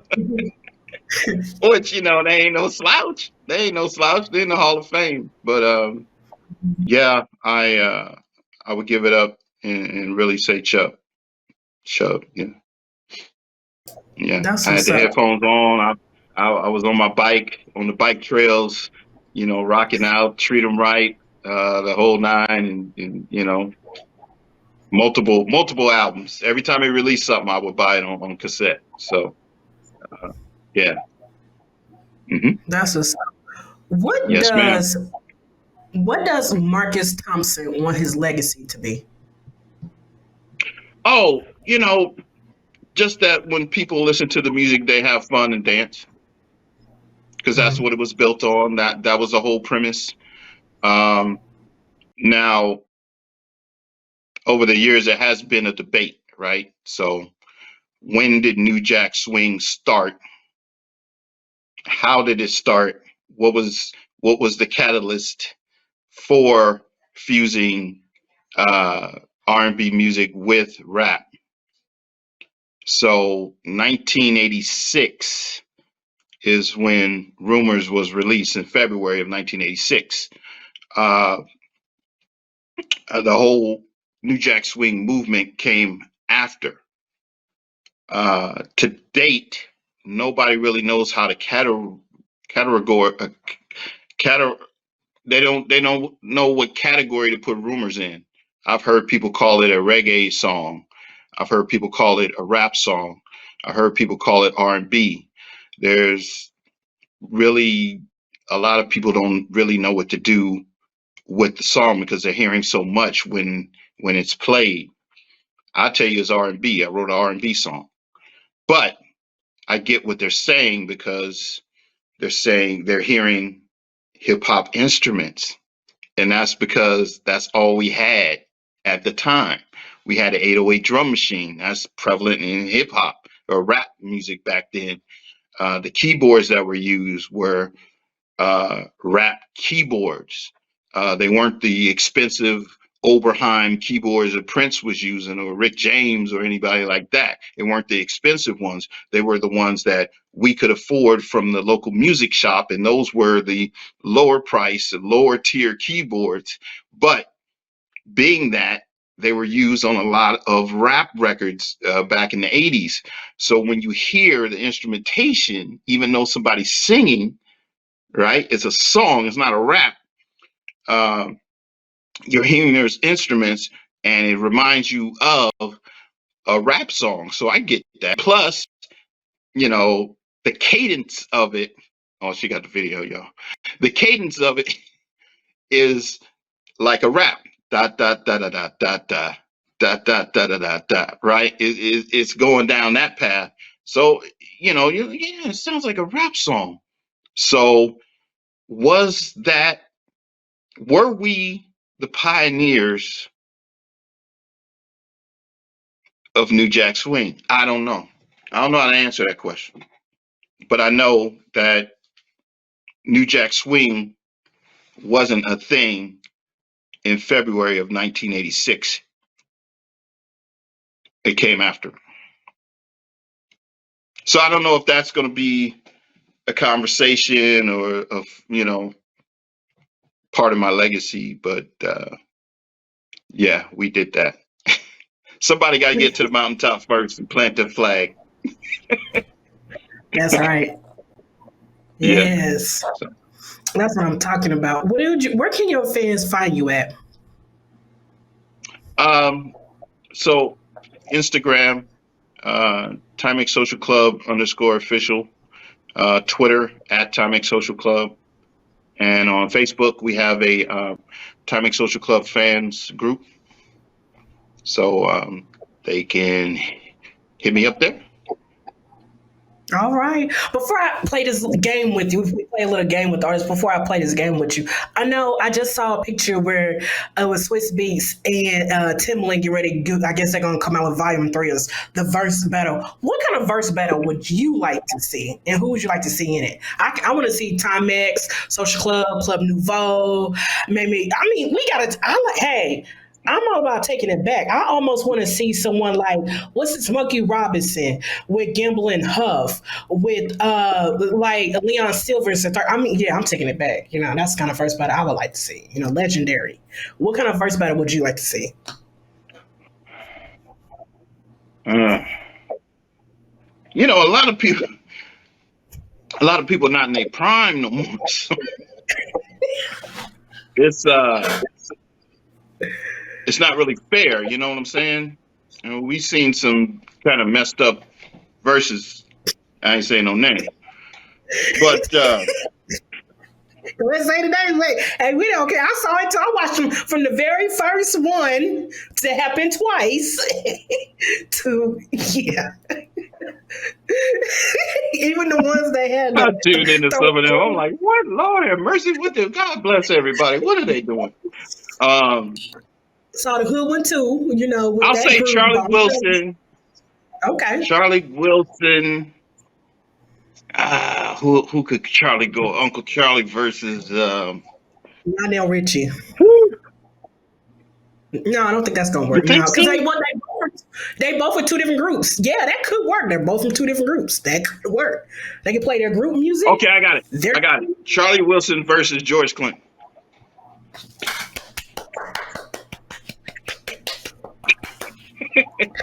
Charlie Wilson versus George. So that's Clinton. essentially the Gap Band versus Parliament, but they both had solo careers, and I think George could throw in some of the stuff that he produced, vice versa. I don't know. I think that might work. Yeah. I think that might work. I mean,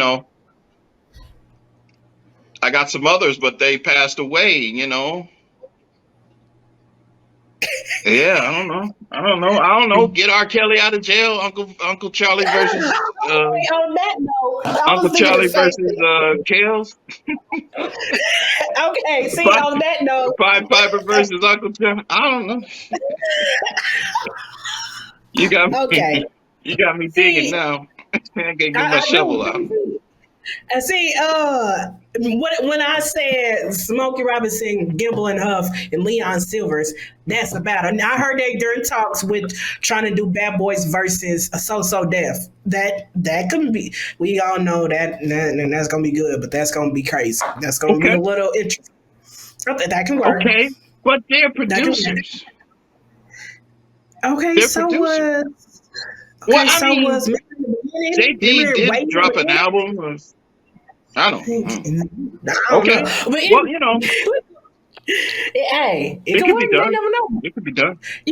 I say put Time Mag Social Club up there with Club Nouveau along with Arrested Development. Put all the bigger groups in it. Hey, it can happen. It can happen. It can happen. I'm just saying. I'm down. I'm down, but that'll never happen. Okay. Well, we'll go ahead and get this game started. I call it the Old School Tuesday Turn Up version of Steve Harvey's Family Feud, but this is Old School Tuesday Turn Up version where I ask you 10 questions, 10 quick questions. You get 60 seconds, and they were fun, real quick questions, and we just sit there. Music starts, and I just start asking. Okay. It's going to go. All right. Favorite ice cream? Vanilla. Favorite dish? Cheeseburger. Favorite movie? Oh man, so many movies. Belly. Favorite comedian? Eddie Murphy. Favorite love song?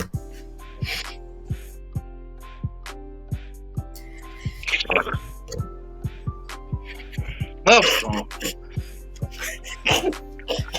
I Call Your Name by Switch. Favorite color? Green. Sunrise or sunset?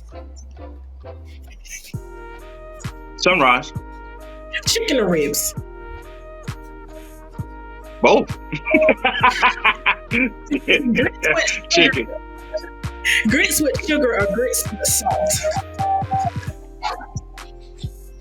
With salt.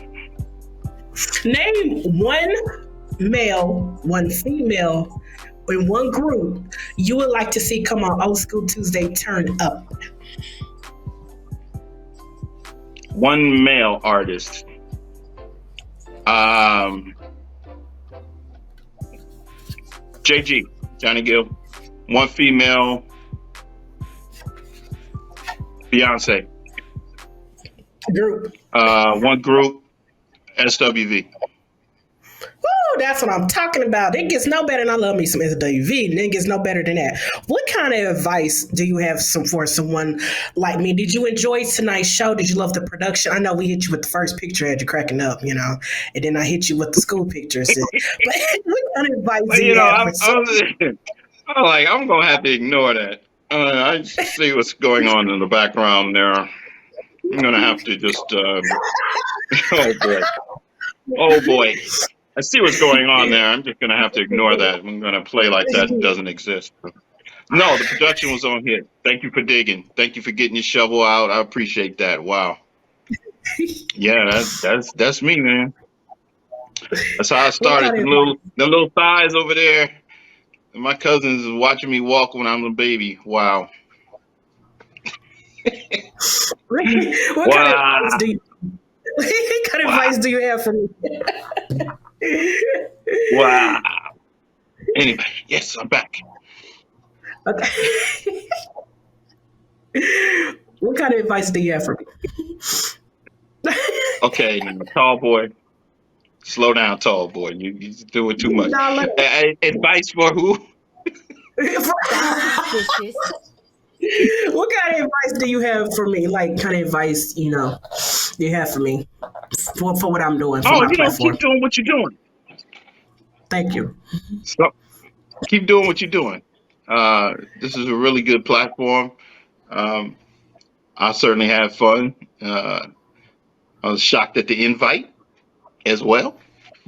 Uh, good to be in the on the considered somebody you want to talk to. So yeah, no, keep doing. Everything is good. Everything is good. I like the fact that you did the sound check thing a few days before. That hasn't ever been done. So yeah, I love it. That's what I'm talking about. Let Keep let going. artists know how important that is for sound check. Because some people don't think it's like important, but let artists know right now. Let them know because you're the first one who ever said that. Like now, like the sound check you guys did, that is very important. Let them know how important that is.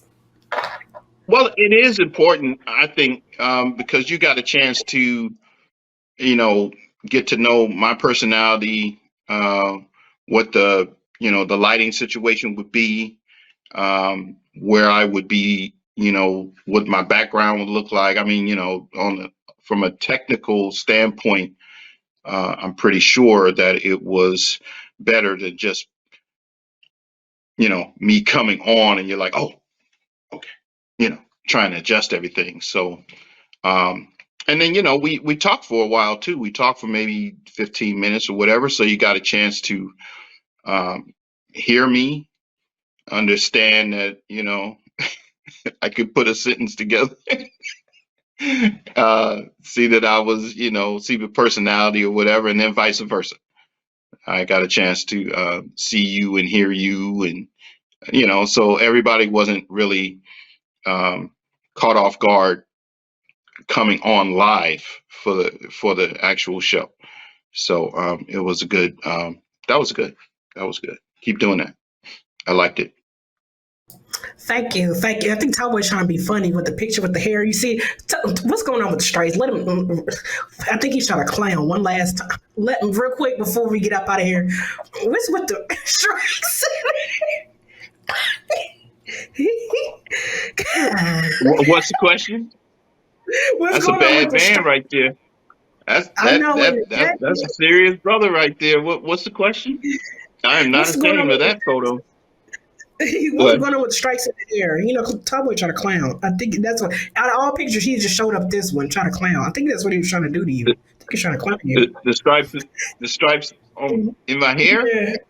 Uh-huh. Oh, okay. So yeah, that's a Bay Area thing. That's a Oakland Bay Area thing. My barber was trying to give me one on the side, and I said, "No, man, we gotta go a little bit deeper." So we did 3. Now that photo was taken in May of 1986, and so I had the 3 stripes. Now I'm not gonna say I'm the first person to do it, but there was a artist that came out a few months later, That's and suspicious. on his album cover, he had the 3 cuts too on the side. Not to say he was biting, but no, I actually know the brother. So I'm talking about MC Hammer. So You can't anyway, I touch did it this. first. You That's what can't I'm trying touch to this. say. You can't touch this. You can't touch this. Yeah. My Um, promo photo, I had 3 stripes first. Yes, ma'am. all right, that's what I'm talking about. Well, we got to hear first about this picture because he sure enough made sure he put up this picture right at the end, like he trying to be funny, but it's Tomboy for you. Now See, I'll see, go deeper into that photo. I'll go deeper into that photo. So when I got my advance for signing with record company B, I went straight to this department store called Emporium Capwells. They're not in business anymore, but if you were in the Bay Area back in the 80s, you knew all about the Emporium Capwells or just Capwells. But yeah, so that whole look was off the rack, and I was trying to go for the schoolboy collegiate look, preppy look, and so that's all new fit, straight out the stove. Even down to that Casio watch on my arm right there. So that's all bought with my advance money from the record company. I was very, all very, very proud of that. Very proud of right, putting that together. That's all exactly right what I now, wanted. I paid all retail. right. There was nothing on sale. I paid full retail for everything you see right there. It was fresh. Ain't been worn before ever. Award to the I put it on at the photography studio. Yeah, that's fresh white, killing it. Yeah, that's 1986, baby. Okay, fresh to death like $1 million. Okay, anyway, we gonna get up out of here. Thank you, Mr. Marcus Thompson, being here on episode 43 of Old You're School welcome. Tuesday. Oh, and you got to tell them to go get that book. It's on Amazon, Tell him, show him right right? now. Show him the whole book. Tell him where to That's get it. Let him know.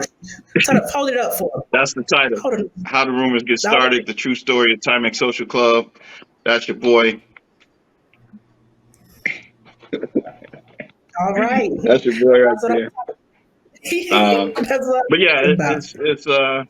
it's that story, man. That story y'all been waiting. I know a lot of people don't read no more, but maybe you can skim through it, read like 2 or 3 chapters. I think you get the gist of it. Yeah, That's what I'm talking what's going about. on? Someone said, I appreciate, Mama D said, I appreciate your time, Mr. Thompson. Thank you, Mama D. Thank you, Lori. Thank you, Tasha, for watching. Also, we had James in here. He's another Berkeley. He had a comment up here. Berkeley fam. He went their class. I don't know what year I don't think he put a Oh, year up really? there. He just went. Hey, Yeah, what's up, some Yellow guy named. Jacket? I see you in the Okay, all house. right, man. Yeah. Okay, thank you. Thank you, Marcus, for being here. You are now part of Old School Tuesday Turn 'em. Anytime you have anything going on, any concerts or anything, come feel free to come back anytime, but give me a 24-hour notice. I appreciate it. But Okay. For sure. but definitely come back. We enjoyed you. Thank you for being here for episode 43. Yes, I said episode 43. That's how far we have come, and we're Welcome. still going.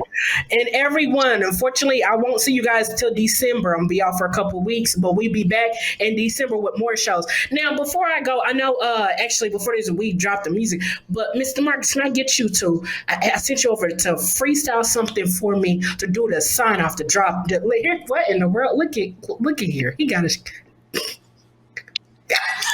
What? What? I didn't hit the wrong damn button. My bad. Hit no wrong damn button. He just wanted to be seen. No, I hit the wrong button. I hit the wrong button. It's all about the recovery. Like I said, let's see if he can recover. I had Mr. a Marcus, don't question for go. him, but I'm trying to go ahead and get this drop thing set up. So Lord You see, Jesus. he been pushing a lot of buttons all night. Wrong. Ain't getting on me. Keep. Look, I ain't pursuing. I ain't did Lie nothing. detector test determined that was a lie.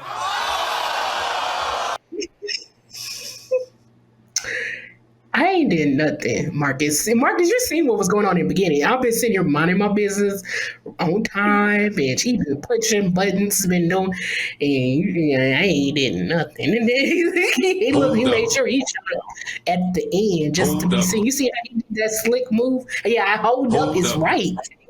And you said not 2 hours. Look, he made sure. But anyway, but can I get I wanted I chance you because I would like for you. I know you heard Jim and Jay do the sound check drop.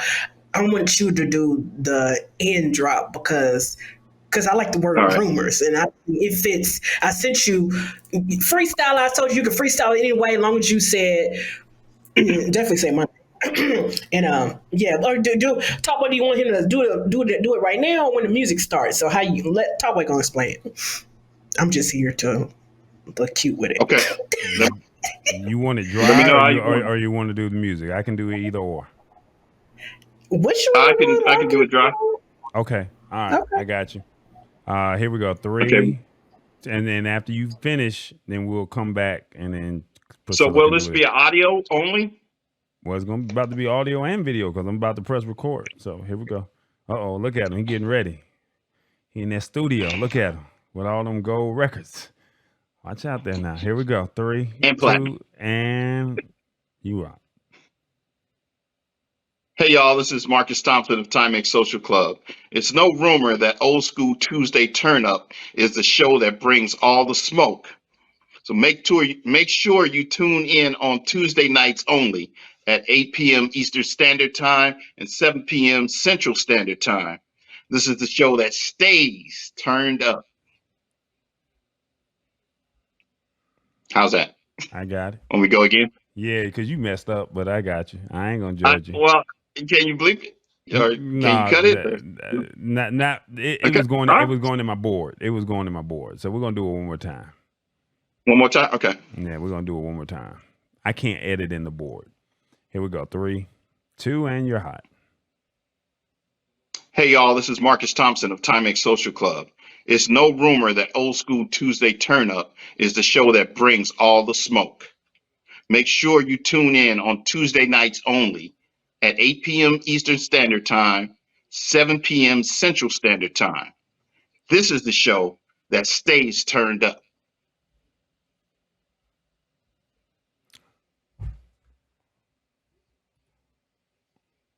Good? Got it. Got it? I got it. Yes. All right, everybody. Now, Marcus said we're getting ready to do. He gonna drop the music. We gonna dance our way up out of No, here. I and had we a gonna question talk for him because see, Oh, you calm down. didn't pushed it to 9:48. So remember, all right, audience. Go! Go! Oh No, boy, what's your question? I'm about to call her out because you asked Oh, how long is this show gonna be, and what did I tell you? I said she'll be happy if she get what? What did I say? She'll be happy if she get what? hour and a half? Don't answer. What'd you say? I said an hour. She gonna be geeked up if she Oh. get to an hour and a half, right? We had 9:48, so you know she over there like, yes, Lord, I got to an hour and 48. So now it's like, oh, we almost at 2 hours. She know how I feel. This is not. Anyway, back to my question. Yes, sir. Because you said, and I guess we're going. This probably will go over 2 hours, y'all, because he gonna be. Hopefully, he'll give us a good answer. So I want to take it back because you said something about rumors. Okay, you said something about rumors, and you said something about high school, and that's kind of where the song kind of derived from. So, what were the rumors Yes, sir. that were going on in high school at Berkeley High at the time? Oh well, I put them in the song. So there was Tina. Tina was an actual classmate of mine. So that verse is true. Um, Rest in peace. She passed away, but younger. We were seniors, so she was a junior at the time. So you're walking around, you're hearing different things about relationships, and I think you just broken up with one of the football players, and he was, or I had overheard some kind of sexual uh, thing that transpired between both of them, and I said, well, I don't know if that's true or not. So you kind of put it in your brain, and so it was a lot of that. It was a lot of relationship rumors. Oh, she's freaky. Oh, if you, um, you know, if you if you take her out and take her out to dinner or something, she'll do this and she'll do that. And, or she had sex with this dude and he's really ugly. So if you if you holler at her, you could probably get it, And it was weird high school, 17, 18-year old stuff um that I was hearing. So, I didn't write about it then, of course, because I was actually still in school, but you kind of your antenna is up, so you're receiving all of that information. So by the time I did write it, I had actually graduated from Berkeley High, and it was the summer. It was still the summer that I graduated. So let's say you graduate in June, early June. So I started working on rumors probably sometime later that summer, which would have been maybe July, August, somewhere in there. And I just kind of pulled from those memories. So yeah, that's that was definitely something that I overheard, and I put it in a song. So yeah, that first line about Tina is about a high school classmate of mine who actually existed, and what I had heard. Um, yeah, somebody said she was really loose. So Okay. yeah, yeah. As Cardi B would say, what she say? Ow. Number I mean, two. I had to put it down like that. I couldn't really say what I heard, but I mean, when you're writing loose, so loose. Was she able to put two and two together at the time? No. Or did So she ever word find got out? back to her. Yes. Word got back to her, and I was so. I was like, oh my God, she was never supposed to find out that was about her, right? Because I didn't say no last name. You put it in the So, song. yeah, but I didn't say nobody last name, just said Tina. And a lot of people thought it was about Tina Turner, but it wasn't. So, she hit me up on Facebook one time and she said, hey, you know, I heard that verse was about me. Is that true? So I hit her back on Messenger and I'm like, yep. But she wasn't mad. She didn't go off or nothing like that. She was just like, she just wanted to know. My second question that I had for you, you said you did Yeah. a tour and you're very proud of that tour, and it was the first tour with Run DMC. Yes, sir. You know when was the first night? Where were you at when it first opened up? Oh man. Albuquerque, New Mexico. I think that was the first show. Mm-hmm. That's not the Yeah. one with the gun incident, was it? No. No. That was different. That was different. Yeah. Okay. So then Saturday, July 19th, you made it to where? 1986. July 19th, 1980, July. That would have been MSG, That's that right there, right? Madison Square Garden. Yes, sir. Yes, sir. Okay. So now you from California, right? Mm-hmm. All right. So when you so you said New York was what it was, but you from California, so you got a chance to perform at home. So Mm-hmm. so Twice. Yeah. so you performed at home first before you got to New York City, right? Yeah, we did an Oakland show before we got to New York. Yes. So what was that show like? Based off of the The New first York show. Oakland show. Yeah. I'm sorry. I Yeah. was talking June, over June, you or something. yeah, June 1st, 1986. You was at home. You performed in front of your family Yeah. and friends. Ticket right there Yes. on the Yes, screen. sir. Talk to us about that Yes, night. sir. Incredible. I mean, like I was telling Priscilla, you you buy these tickets, you go to these concerts at that venue, and you see, man, I had seen Prince there. I'd seen the Fresh Festival. I'd seen George Clinton, Rick James, all of these, funk bands, and never really, you don't think as a kid that you're going to be on that stage. So, you're just enjoying the performances. So me saying like a year and a half before that we're gonna be up on that stage, and then it actually coming true. That first show was just a magic night for me that I remember. It was a lot of pressure. I had a lot of butterflies going on, but it was a really magic night, and I was just hoping that I could get through it. I wanted to really, really, really, as we used to say back in the day, turn it out. And I think we did it. I think we did turn it out. Because when they announced us, man, people they showed a lot of love, man, and the you know just hearing the hometown fans was uh, it was great. It was a great feeling to know you were at home, being born and raised in Oakland, and then doing a show in Oakland at the Coliseum.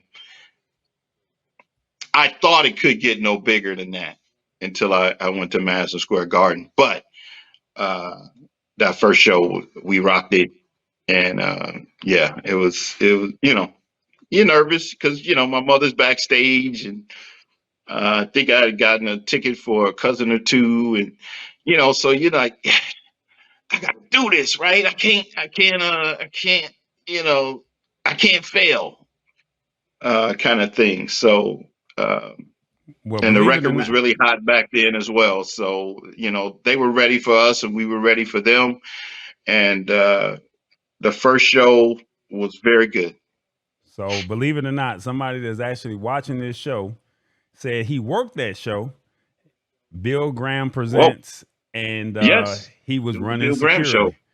Yeah, Oh, somebody's really? actually Okay. watching this show right now. He said he was running Oh, man. security, and Okay. he worked that show. So and he's out there in Did he California. work both shows? There he is. So you got to ask him. He right there. You see the comments on your screen. Did, You see, Bruh, did you work both shows? Because we came back in I think it was August for the second show. and then Mama D said, "Did you get paid for that line for putting Tina in there? When you did she Did I get get paid? paid? Did she get paid? Did she Did get Tina? paid for that? Did you give her a couple dollars? No. Michael Jackson didn't get paid either. Neither did Susan from Vanity Six. No. No. No, they got their own paychecks. No. This is what he says. He says it was me, Ron Little, and Jim King and Christy Feener. I can't believe he remembers all those names that was doing security that night, but Oh, okay. He was No, actually I don't. there. These were security cool. guards. So I don't know how close they got. They may have been taking tickets or been backstage. Was he I don't backstage? know. He said it was just Was the he with the first. groups or was he out in the? This is great content right here, Priscilla. We got somebody that was actually at his show. Okay, he said it was at the first show. Okay. Okay. Yeah, there it is. That's Okay. crazy. Cool. Cool. Okay. That's good. That's good. This is great content right here. See, that's digging deep right there. That's what you said. You wanted us to pull Yeah. out the shovel and dig deep, right? Yeah. And, for sure. And my last question I got for you, because we didn't hit the 2-hour mark, and Priscilla know how I'm feeling right now. And then now that you hit 2 hours, no, but on Priscilla. It's nobody didn't see. He pushed it. Master P is my favorite rapper. Chubb Rock is yours. Master P is my favorite. Okay. So, have you ever had a chance to meet him? No. Never had a Never met relationship. person. So when you got the call, when you got the call for this right here, because I had to go do the research when you said it. You said he did. You got a gold album hanging up in your plaque. So when you said that, I had to go do this. Song number 10. Yes, sir. Is the song number 10, and I have this album. So and then yes, sir. And then he said he did one with Last Don. Yeah, So when you got the call, knowing that they sampled the song, talk about that. That was crazy, man. I mean, because that all came from the record company. That all came from the record company. I had no idea what was happening until that happened. So the royalty check was great. It was nice. That check was pretty good. Yes, sir. Yes, sir. Hey, at that time, that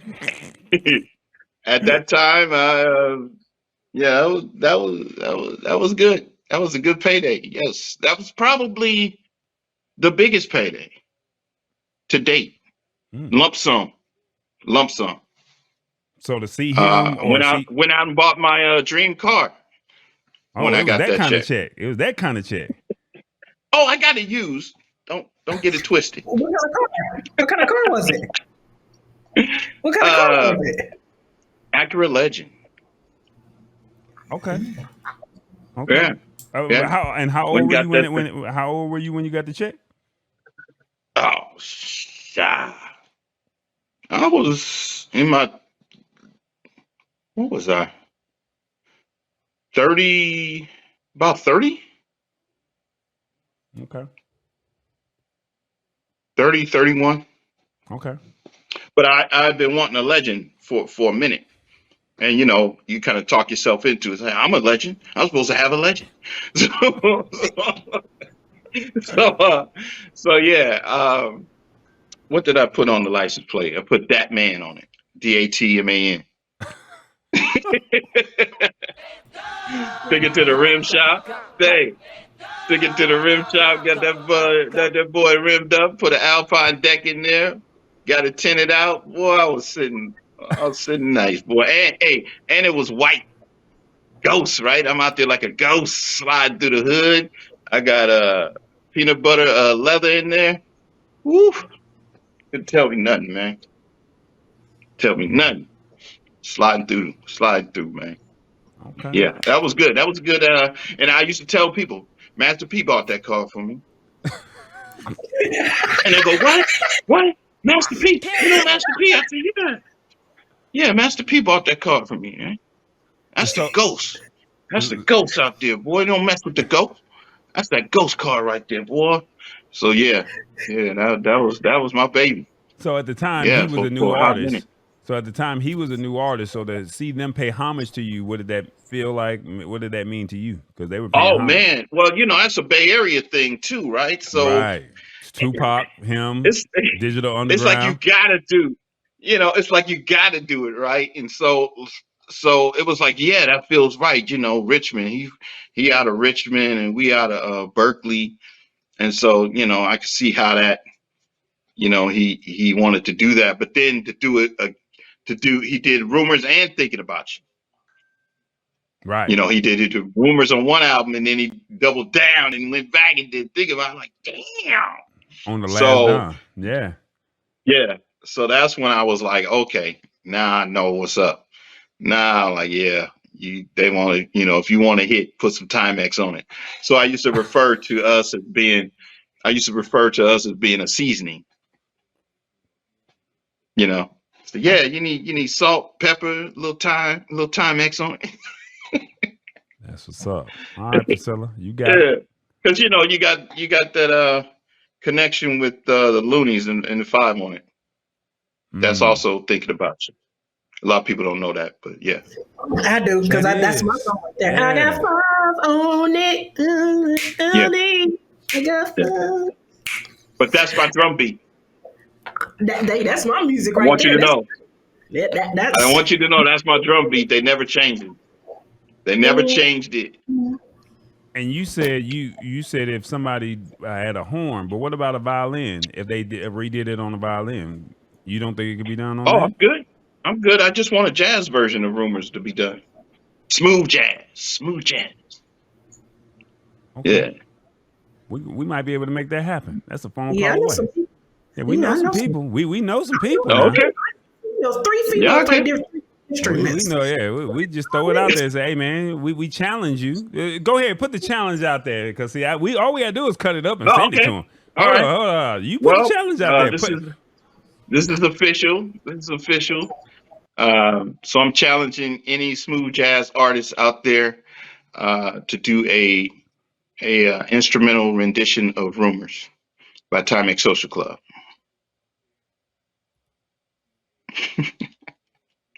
There it is.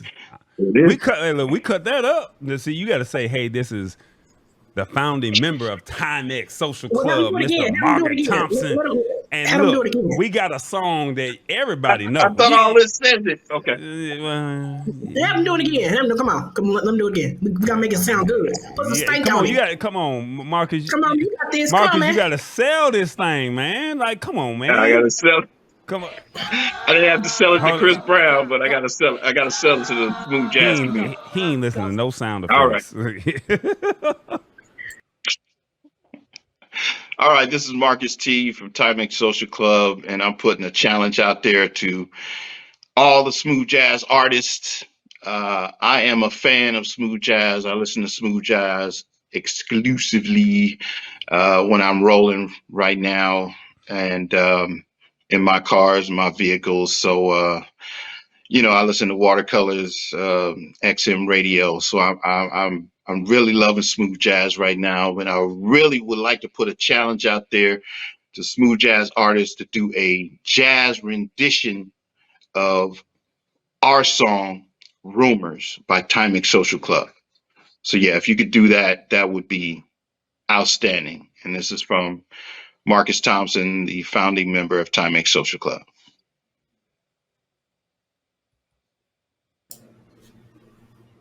There it is. All right. There it is. That's what I'm talking about. Yeah, I love that. So when we gonna put it out there, I'm put it out there. I'm put it all over my Instagram, my TikTok. Shoot, I'm about to put that out there because I know 3 women who can. Sophisticated ladies, that's what their names are. Anyway, thank you. Thank you, Marcus, for being here. Episode 43. We love you. We enjoyed you, man. We had so much time. Thank you for allowing Old School Tuesday up to tell your story. And this was your unsung. We're giving you your flowers. You deserve it, brother. And thank you for giving us the song Rumors. How did the rumors get started? It started by the jealous people. All right, hey, no, but thank you for being here. Like I said earlier, you're welcome to come here anytime. Yes. You're now part of the Old School Tuesday Turn Up family. And anytime you have anything you need to or you know what, any artist you see coming up with love, they'll be good to come on here.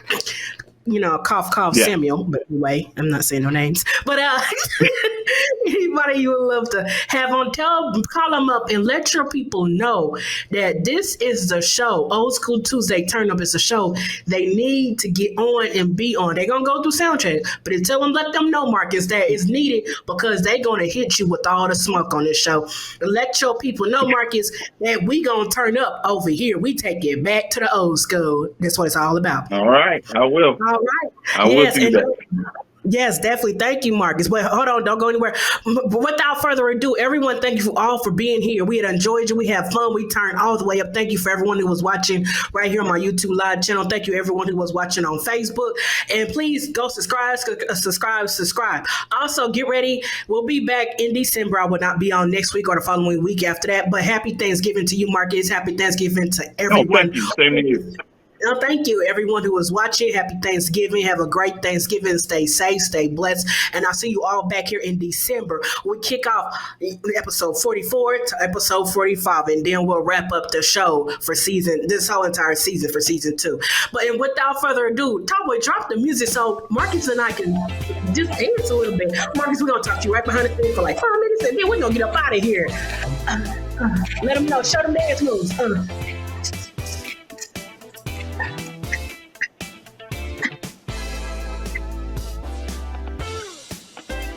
Marcus got a 2-step in the chair.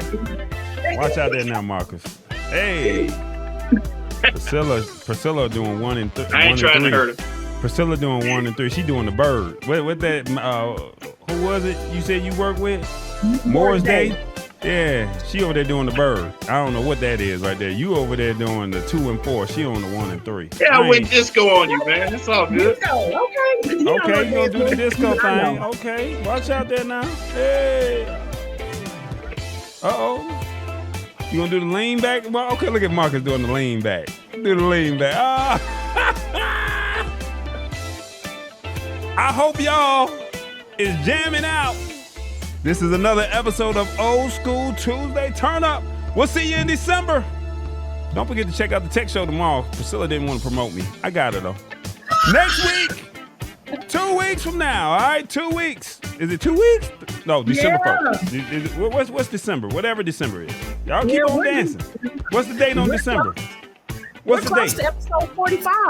What's the date? What's the date? Let them know the date. I don't know yet. I don't have a date for them. Okay, well, sometime in December you'll get a message. Yeah, stay tuned. All right, y'all be good. It is Old School Tuesday Turn Up. Now, how I do this? I know what I'm doing. Hey.